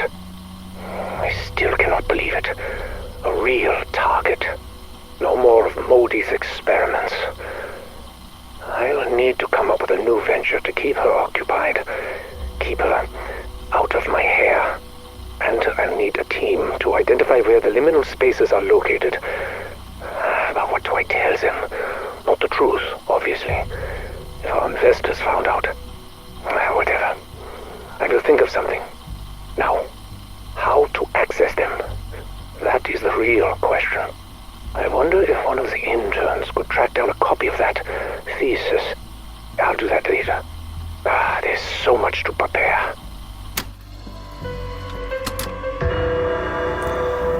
December 7, 1989, Edward Richtofen recording. Progress in accessing the liminal spaces has been slow going, with achievements fewer and farther between. After the setbacks suffered during the initial mission, we were delayed selecting suitable replacements for our scouts. Personnel proficient enough to carry out the objectives, but not so critical that their loss to near instantaneous decrepitude would cripple our efforts further still. But today was a good day. 3 people were sent into the Colton space and successfully returned without incident. Given his cowardice in life, we assumed he would be the least likely to pose a threat. So far, that has proven to be true. We still need to find a way to stabilize the access windows. As of now, they continue to collapse at random. Even with our improvements, one nearly bifurcated an intern last week. I've convinced the recon teams that we are searching for new entry points into the dark ether. Played up the pioneering spirit angle. The investors think we're looking for alternative energy sources. As to what it could potentially power, I just let them fill in the blanks. This could all fall apart if I'm not careful. With so many spinning plates, vigilance is key. The most concerning variable is Sam. She has been notably withdrawn recently. It's been weeks since she last interrupted one of my sessions, which cannot mean anything good.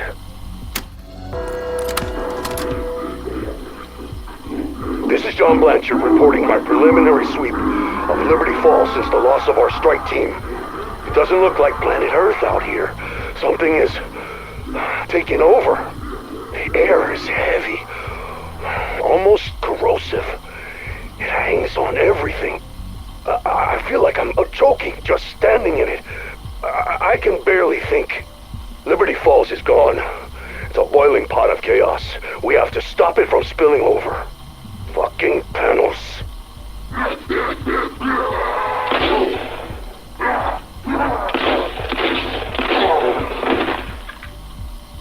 What the hell did he do to my team? And who the fuck was he talking to? It's like he's possessed. He's part of the chaos now. Which means I have to stop him from spreading too. Motion-activated camera showed him arriving at Janus Towers right before it shorted out. Once I'm done here, I'll chase him down and put a bullet right in his crown.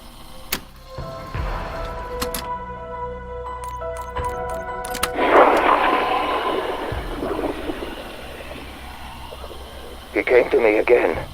My friend, my benefactor, my salvation. Time is strange in this place. A moment ago, I was in the church. A moment ago, he was here with me. In another moment, who knows? Like the director, he came with promises. Power, forbidden knowledge, a reckoning for my enemies.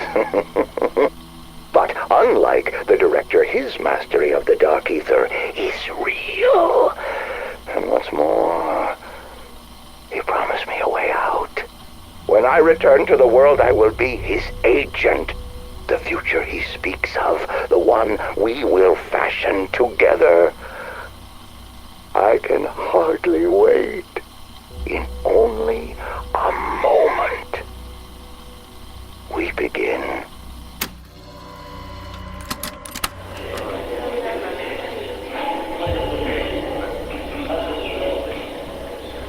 Attend me, brethren. With this sacrifice, we conclude the second rite. The glorious hour of our ascension draws nigh. We, who have toiled sore long these 40 wretched years. We who have endured the bile, scorn, and pity of Liberty Falls and its shape. We who in this year most holy and sanctified of places, shall reap the just rewards of our labors and be remade by him. Behold, brothers and sisters, Aldebaran rises. Blessed Taurus turns its mighty eye to witness our supplications. Rejoice, for we shall be the eternal guardians of a new garden that shall flourish, yea, unto all the ends of the earth. Great voice from beyond, hear your servants. May our prayers transcend the gulf between worlds. Hear us, deathless one. We stand ready, fulfill thine dark, unholy covenant.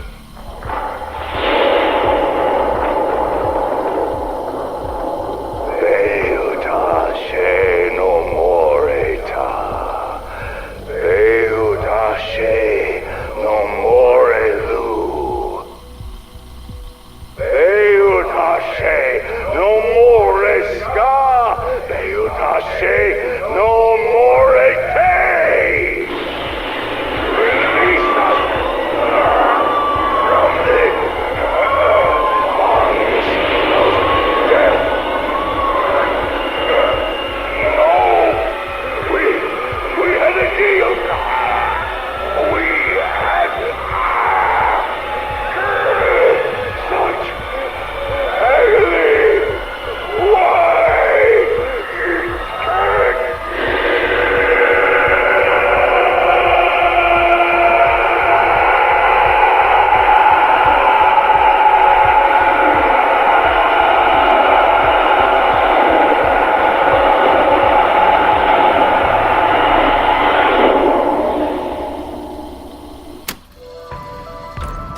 Tammy Lundberg, PhD thesis research log, recording 5, February 4th, 1979. I'm pleased to report I finally have a complete timeline of my excavation site at the estate. No thanks to Patty over at Liberty Falls Archival Library, who gave me the runaround for weeks due to her record mismanagement. Bless her heart, I was able to retrieve what I needed.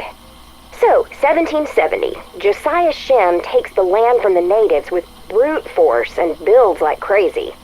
He procures hundreds of followers who, along with himself, all mysteriously disappear in 1810.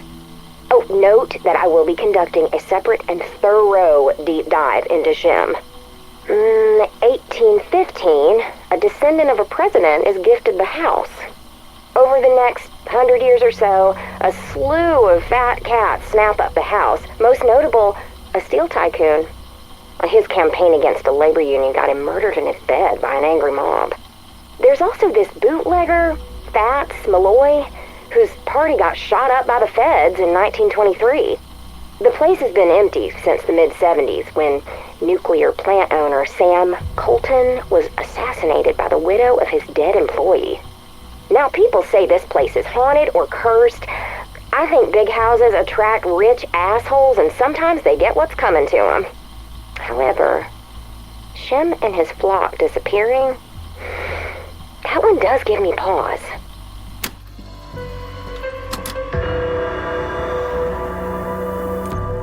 Tammy Lundberg, PhD thesis research log, recording 84, July 16th, 1980. Oh, I've barely seen my bed. Even the sun is a rare sight these days. Since uncovering the subterranean caves underneath the estate, it's been non-stop. I now know those caverns are why Shem pushed the natives off this land. They were communing with something down there. He believed, and I concur, that this is a place of power. Where that power comes from, I can't yet say. My instruments react to the energy down there, but they tell me nothing definitive. I've also uncovered that Shem was a very charismatic zealot, promising his followers immortality. Said every snake oil salesman since the dawn of time. I'm quite certain those caverns hadn't been disturbed since the 1800s. There was no vandalism, no evidence of vagrancy, not a trace of the modern world. There is clear evidence of ritualistic ceremonies, not satanic, something else. I can't deny I do feel something tugging at me when I'm down there. Well, it's important to note at this point that sleep deprivation could be affecting my senses. Observations of that sort are irrelevant for the purpose of my thesis.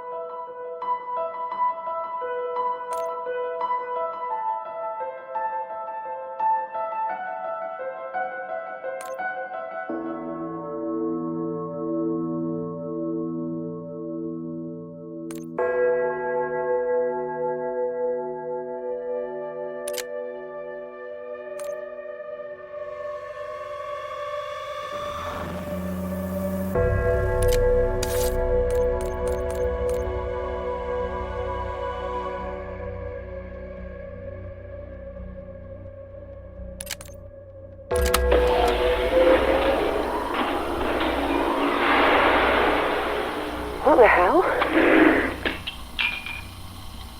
Carver M, Weaver G, Gray E, Maxis. Oh, Sam. You motherfucker! Fuck you! Fuck you! Fuck you! Whoa. What are you doing? They took them! They harvested them! Took what? Our DNA! Richtofen took our fucking DNA! It's all here! Me, Weaver, Carver, they have Max's eggs, Maya! Her fucking eggs! But how the hell they even have those? After she returned from the Dark Ether the first time, Richtofen, he ran tests on her. He tortured her. It was horrific. Weaver told me about it while we were locked up on Terminus Island. Even if I'd known earlier, it's not like I had the power to change anything back then. Oh, fuck, I was so useless! That has to be when they took them. She never told me. Why didn't she tell me? Maybe she didn't know. Oh, God, I can't. Grab what you need and trash the rest.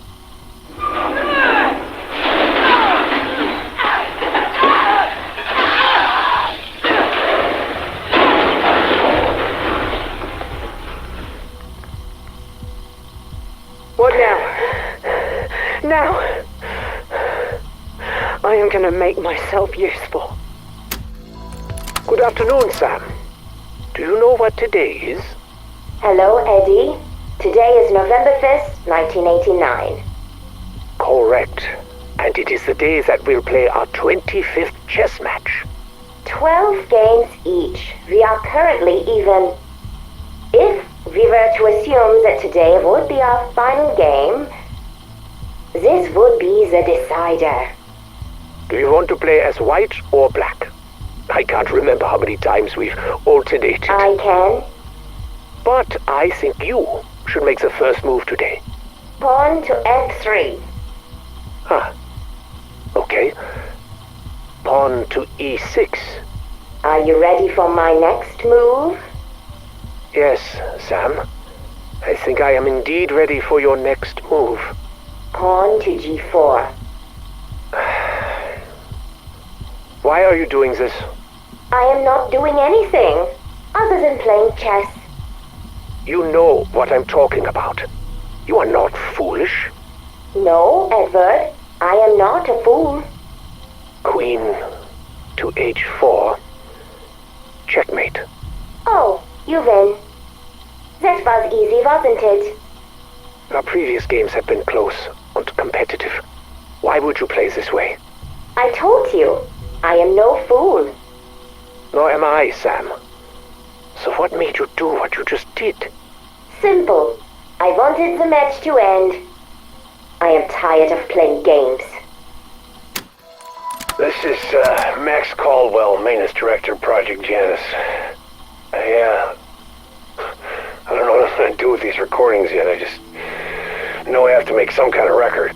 I need whoever hears this to understand what's really going on here. Director Richtofen is attempting to... I can't believe I'm gonna say this. He's attempting to rebuild his deceased family. He's shipping in clones. I've seen him, watched him, just struggle to exist. I've seen a few of the boy. I saw one that was supposed to be the wife, I guess, but it's like they're puppets with missing strings. Cold and pale. They struggle just to walk or even look him in the eye.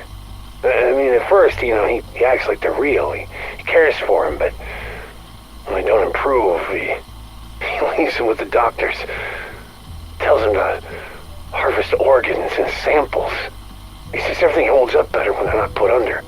So they're awake. For the whole damn thing.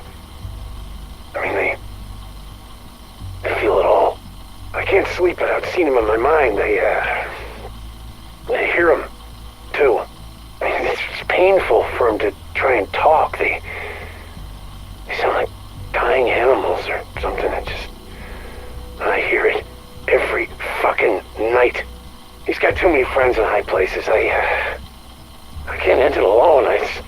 But it has to end. It has to. This is Maintenance Director Max Caldwell recording further testimony in Janus operations. Sam's never sat right with me. She talks to us like we're morons and that she's in charge. I'm responsible for the equipment that our strike team's taken to the ether. Last expedition? It's a disaster. Tons of malfunctions I couldn't explain.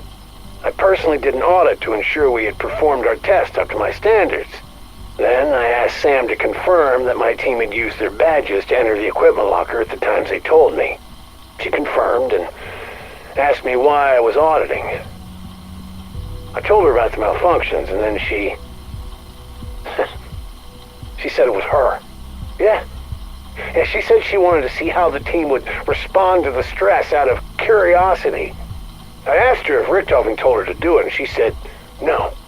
This was an experiment she conducted on her own. What the fuck am I supposed to do with that? She knew how dangerous it would be. She didn't care. Because she's a goddamn robot that doesn't give a shit about any of us. And I've been talking to people around here. They've reported all sorts of crazy things she's done. Everyone's in danger. And that includes the director. 5th of January, 1988. Ether Reactor Operation Log, Entry 27.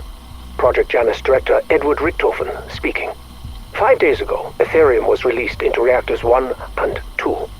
The slow drip into the containment colliders is functioning as planned. We already have near limitless energy. There have been unexpected benefits as well. Before the first day of operation was concluded, what can only be described as vegetation began to grow around the reactor nodes. Some of the more timid faculty members suggested clearing it out, stating that they had concerns about inhalants and so on. I asked them, when did the pioneers of the future become so spineless? Needless to say, the vegetation stayed. By the next day, it had integrated with the machinery, somehow insulating the reactors. Efficiency skyrocketed overnight. We have seen an 85% increase in waste heat recovery. I'm putting a team together to explore additional applications. Field hands to tend our Garden of Ethereum. To think, without my intervention, they would have destroyed the lot. Simply because of their fear of the unknown. Cowards. They make me sick. Project Janus has no use for sniveling weaklings with such lack of vision. 26th of February, 1988, Ether Reactor Operation Log, Entry 39. Project Janus Director Edward Richthofen speaking. It has been 12 days since my last entry. I have been preoccupied by my duties, putting out all the little fires. The Sentient Flora team began investigating practical applications early last month. Progress was slow going from the start. So much so, I informed the team I was considering transferring them to the Terminus facility. Let Modi have her way with them. They quickly found their motivation and produced new components constructed from semi-organic material. They also assured me that R&D's red tape were to blame for the delay, as if I cared about their departmental drama. Since installation, however, our luck has taken a sharp turn downward, the worst of which began Wednesday morning when a dark ether rift appeared inside the facility. Literal horrors poured out of that damn tear. These severed heads on spiders' legs, unblinking eyes and rows of teeth. Blanchard and his team were able to contain the area with minimal casualties. He assured a lockdown of not more than 4 hours. We are now in hour 37 and the little bastards just keep coming. Last count was over 200, with only security doors standing between us and a parasitic swarm. I've been forced to initiate decontamination protocol. Live specimens would have been ideal, but I suppose we will need to make do with cadavers. 12th of March, 1988, Ether Reactor Operation Log, Entry 44. Project Janus Director Edward Richthofen speaking. I understand how essential these entries are, yet it does not stop me from dreading making them. Despite our constant battle to contain the dark ether tears, we continue to lose ground. The ceaseless outpouring of hostiles have wreaked havoc throughout the facility. We cannot track where they will open and what nightmares they might unleash. People are dead, some of whom will be difficult to replace. I've kept the rumor mill from reaching the outside world. Incidents of this nature would undercut investor confidence and jeopardize future rounds of funding. I commend Blanchard for not losing faith in me as he fights this war. No end in sight, and yet he just keeps going. But even he tires. Even he will need rest. We need a self-regulating containment protocol. Something that could manipulate the dark ether itself. Yes, we have to fight fire with fire.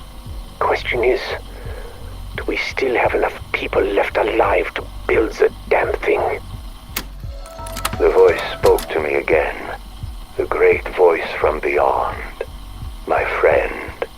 It guided me through a dream state more lucid than any I have ever known. It was more than transcendental. It was transformative. I saw through the mist and fog. My gaze did not linger upon the foul wretches that wandered in search of prey. I looked upon the sprawling landscape beyond.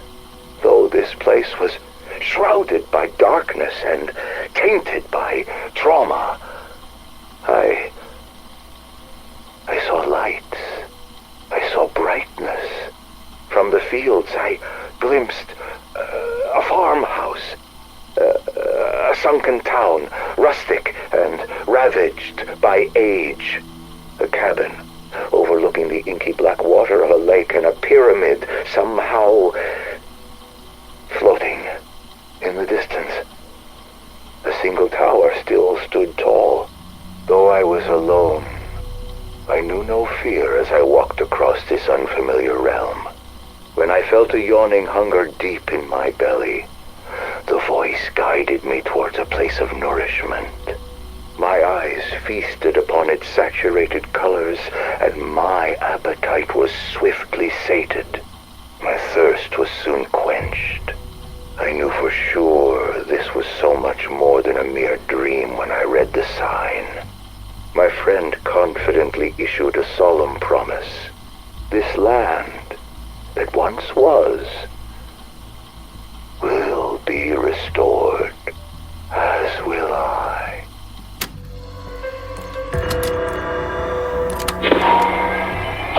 Yes, I think I get it. I see how the etheric currents are focused now.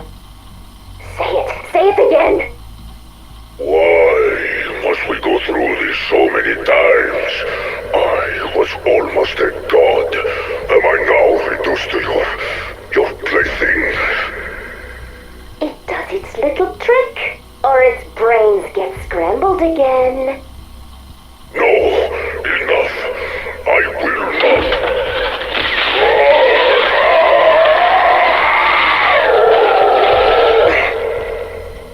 Alright. For a noisy abacus, you are most persuasive. Okay, here I go. Insta-kill. I got it! My turn! Max ammo! Full power! Fire sale! Bonus points! Yes! Easy peasy! By the great voice, I would not call it easy exactly, but now the student does become the master. Will you just leave me to my misery? You are fine, but it's not quite right yet. What's missing? Oh yes! Tear them to pieces!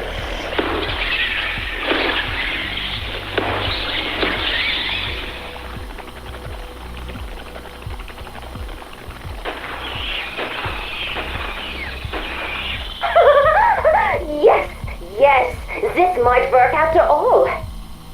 What? That was my voice. What are you? There are people who must be compelled to get something I need. If I just ask, there is a 97.38% chance they will decline. So you see, I am going to have to be very, very, very convincing. You are going to impersonate my magnificence to manipulate pathetic mortals. That is a small part of the scenario I will need to construct in order to make them believe that their decisions are their own. But in a nutshell, yes. The audacity. I do not hate that. Eddie, I would like you to reconsider your stance on creating a body for me. Not this again. Sam. Hear me out. Think how beneficial it would be if I had a physical form. You're always talking about how you wished you had an extra set of hands. That's not what And the explorations in the Dark Ether come at such a high cost. Even with my help, you have lost so many people already. We both know that in my current form, my consciousness cannot survive exposure to the dark ether for long. Prolonged exposure to the alien physics there would cause my quantum fields to collapse. My mind would implode. But organic matter isn't impacted the same way. If I had a physical body, just think of how much I could accomplish, of how many lives I could save. Typical. You would gloss over the potential ramifications, the unchecked control and freedom you would then have. No, we would be partners. If you gave me this, You don't actually expect me to believe that. Maxis was loyal to her friends. You cannot suggest I wouldn't be the same. Ha! Loyal Maxis. Here's a story. In all her sanctimonious arrogance, Maxis went into the Dark Ether to fight the Forsaken and protect her friends. She picked a fight she foolishly thought she could win, and the Forsaken eviscerated her for the trouble. No one mourned her there. Her death was just a consequence of the natural order. The Dark Ether simply did its part and absorbed the scraps that were left. The end. Now, let me ask you this. What on earth makes you think you could do any better? There must be other ways. We still have her DNA. You could build me a body from that. All those cloning projects, I have seen them. Damn it, Sam, shut up! I'm done having this debate with you. Focus on the project. No more distractions. Soon Franco will locate my father, and I will use the artifact to bring Samuel and Mary back. What I will not do is give in to the whims of some petulant clockwork girl. Eddie, please. Please. I live with a foot in each world, but I do not belong to either. If I carry on like this, it will destroy me. Then it will destroy you. Project Janus operator Josephine Scazzari reporting. It's only been 3 weeks since Sam joined our squad, and it's hard to believe we survived this long without her. On-site injury is down by 85%, and we haven't had a death in 17 days. The people over at Loss of Prevention are acting like they won the lottery. And I know I have my doubts. I'm sorry. I couldn't see how an artificial intelligence was going to do anything beyond running statistics on the most efficient way to die. But Sam's first mission? It was amazing. We were doing recon in a new zone of the Dark Ether, expanding mappable areas, collecting samples, what have you. We just finished bagging up this weird fungus that I knew the bio team was gonna drool over, and bam! Hostiles got the drop on us.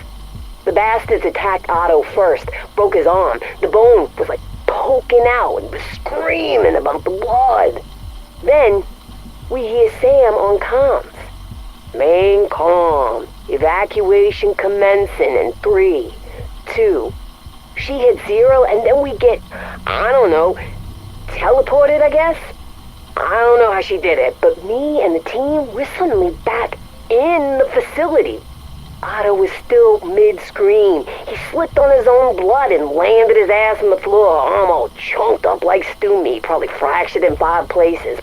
But he was in one piece. We were safe. Look, what I'm trying to say is, if it means anything to anyone, Sam isn't just some AI. She's a freaking miracle. Reaver, there's something very important I need to tell you. Kinda busy, Sam. Just listen. It's about the man who recruited Edward Richtofen into the CIA, a man named Kruger. They first met in Vietnam, when Eddie was a fighter pilot. And? Kruger saw something in him, and put him to work in the Directorate of Operations. Kruger's secretary, Mary, would eventually become Eddie's wife. She noticed things about Kruger, troubling things. He was secretly funneling weaponry to the French syndicate in Avalon, pocketing the funds and covering up their human trafficking operations. She gathered evidence against Kruger, but kept Eddie out of the loop for his own good. What's this got to do with me? Mary sought whistleblower protections. Kruger learned that Maxis was the case officer assigned to secure her and young Samuel at a safe house. Holy shit. Do you mean? Yes. Kruger silenced Mary by arranging the hit you carried out. He lied to you about the target. It was not your fault. You and Maxis were set up, and Kruger made sure his friend, Eddie, blamed you. This whole time, all the shit Richtofen put us and himself through over a fucking lie. I just thought you should know, regardless of whom you decide to help today.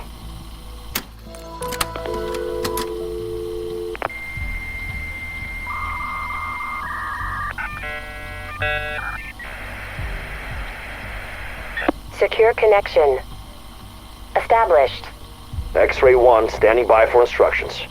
Weaver, what I'm about to tell you is sensitive, compartmented information for your ears only. Copy. Do not speak about this to any company assets. You're off the grid until the deed is done. Understood? I said copy. Target is at a safe house maintained by the BND in Bremen. Coordinates are waiting at your usual dead drop.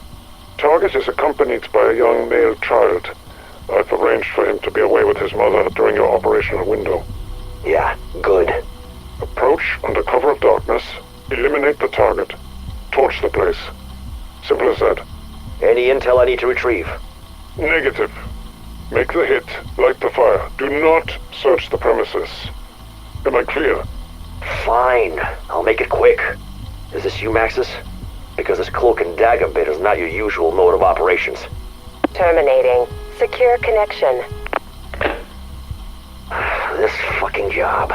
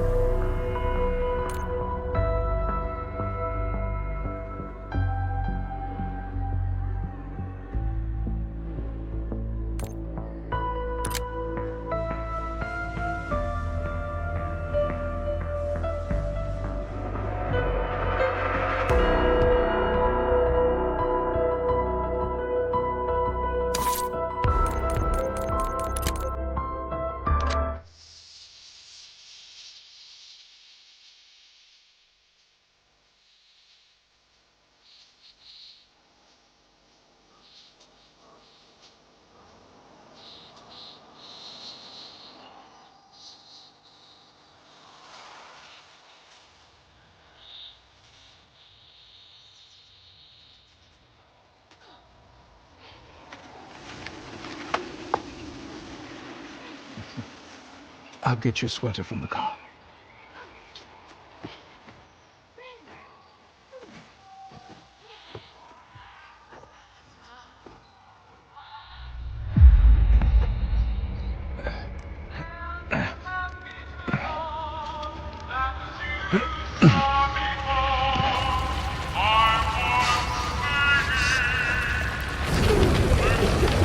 Fire! Run!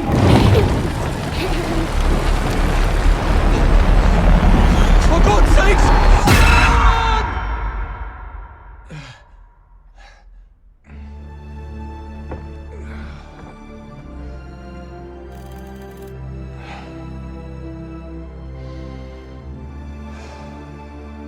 Warning. Dimensional breach in progress. Sublevel 10, report. Something's wrong with Sam. Dimensional breaches are occurring across the facility. Secure your stuff. I'll handle Sam myself.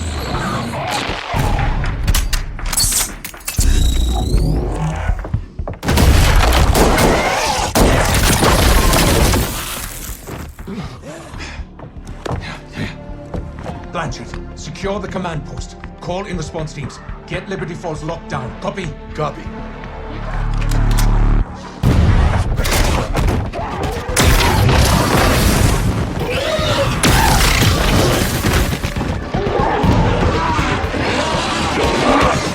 Beethoven, dead.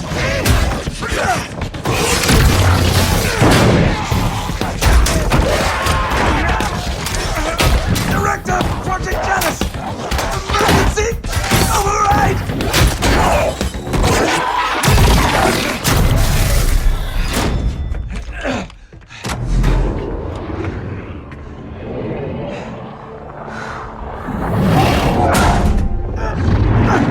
I swear to you, Sam! You'll never be free!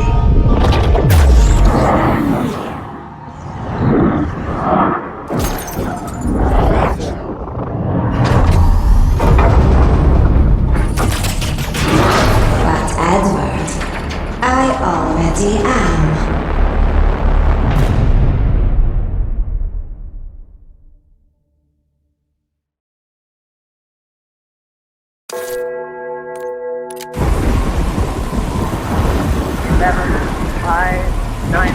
miles today. 4, 11, 17, 32 the day before. Moving up and down again. There's no discharge in the war. Rise! The thing of something different.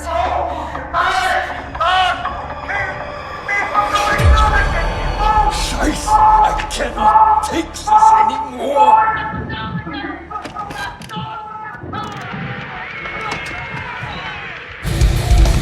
Finally, a good song. Thank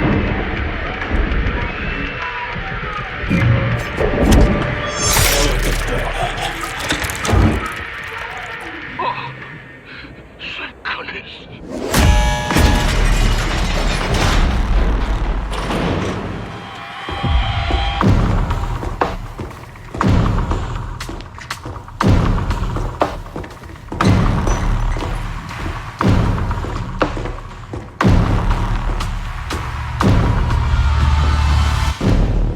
Who the hell are you?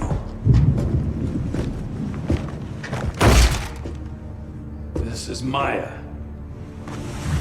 She's with me. Breaking you out was my plan, so you're welcome. That you sick son of a bitch! You're supposed to be dead. Relax, Major Carver.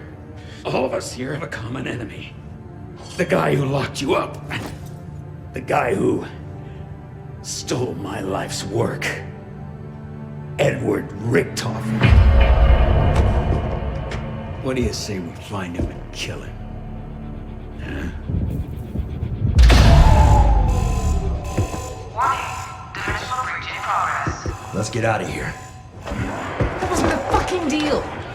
We're not going anywhere till we find my brother. Look, it'll take me some time to get their helos spun up, and we do kind of owe. Okay, Raptor 1. Go locate the landing pad. Peck, Strauss, hold up in the guard station. I want Richtofen's coordinates. Go to store power, and then locate this woman's brother.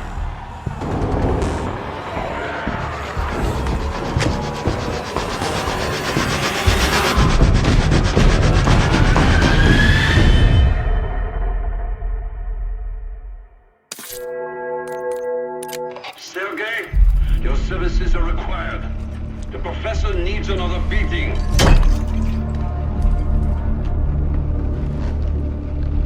Are you there? Why did I hire that drunk? Laurent, check the alarm!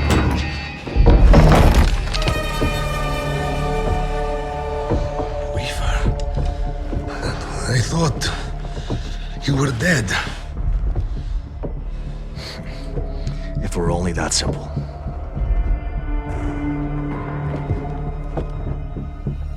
And why the fuck is this rat bastard with you? We're looking for a man named Kraft. Who may know how to bring back Maxis. Kraft is our prisoner.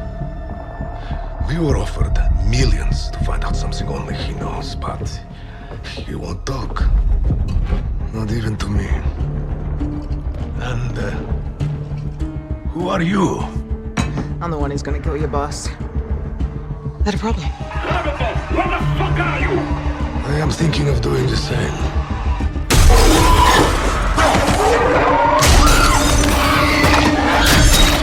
This kind of shit happen everywhere you fucking go!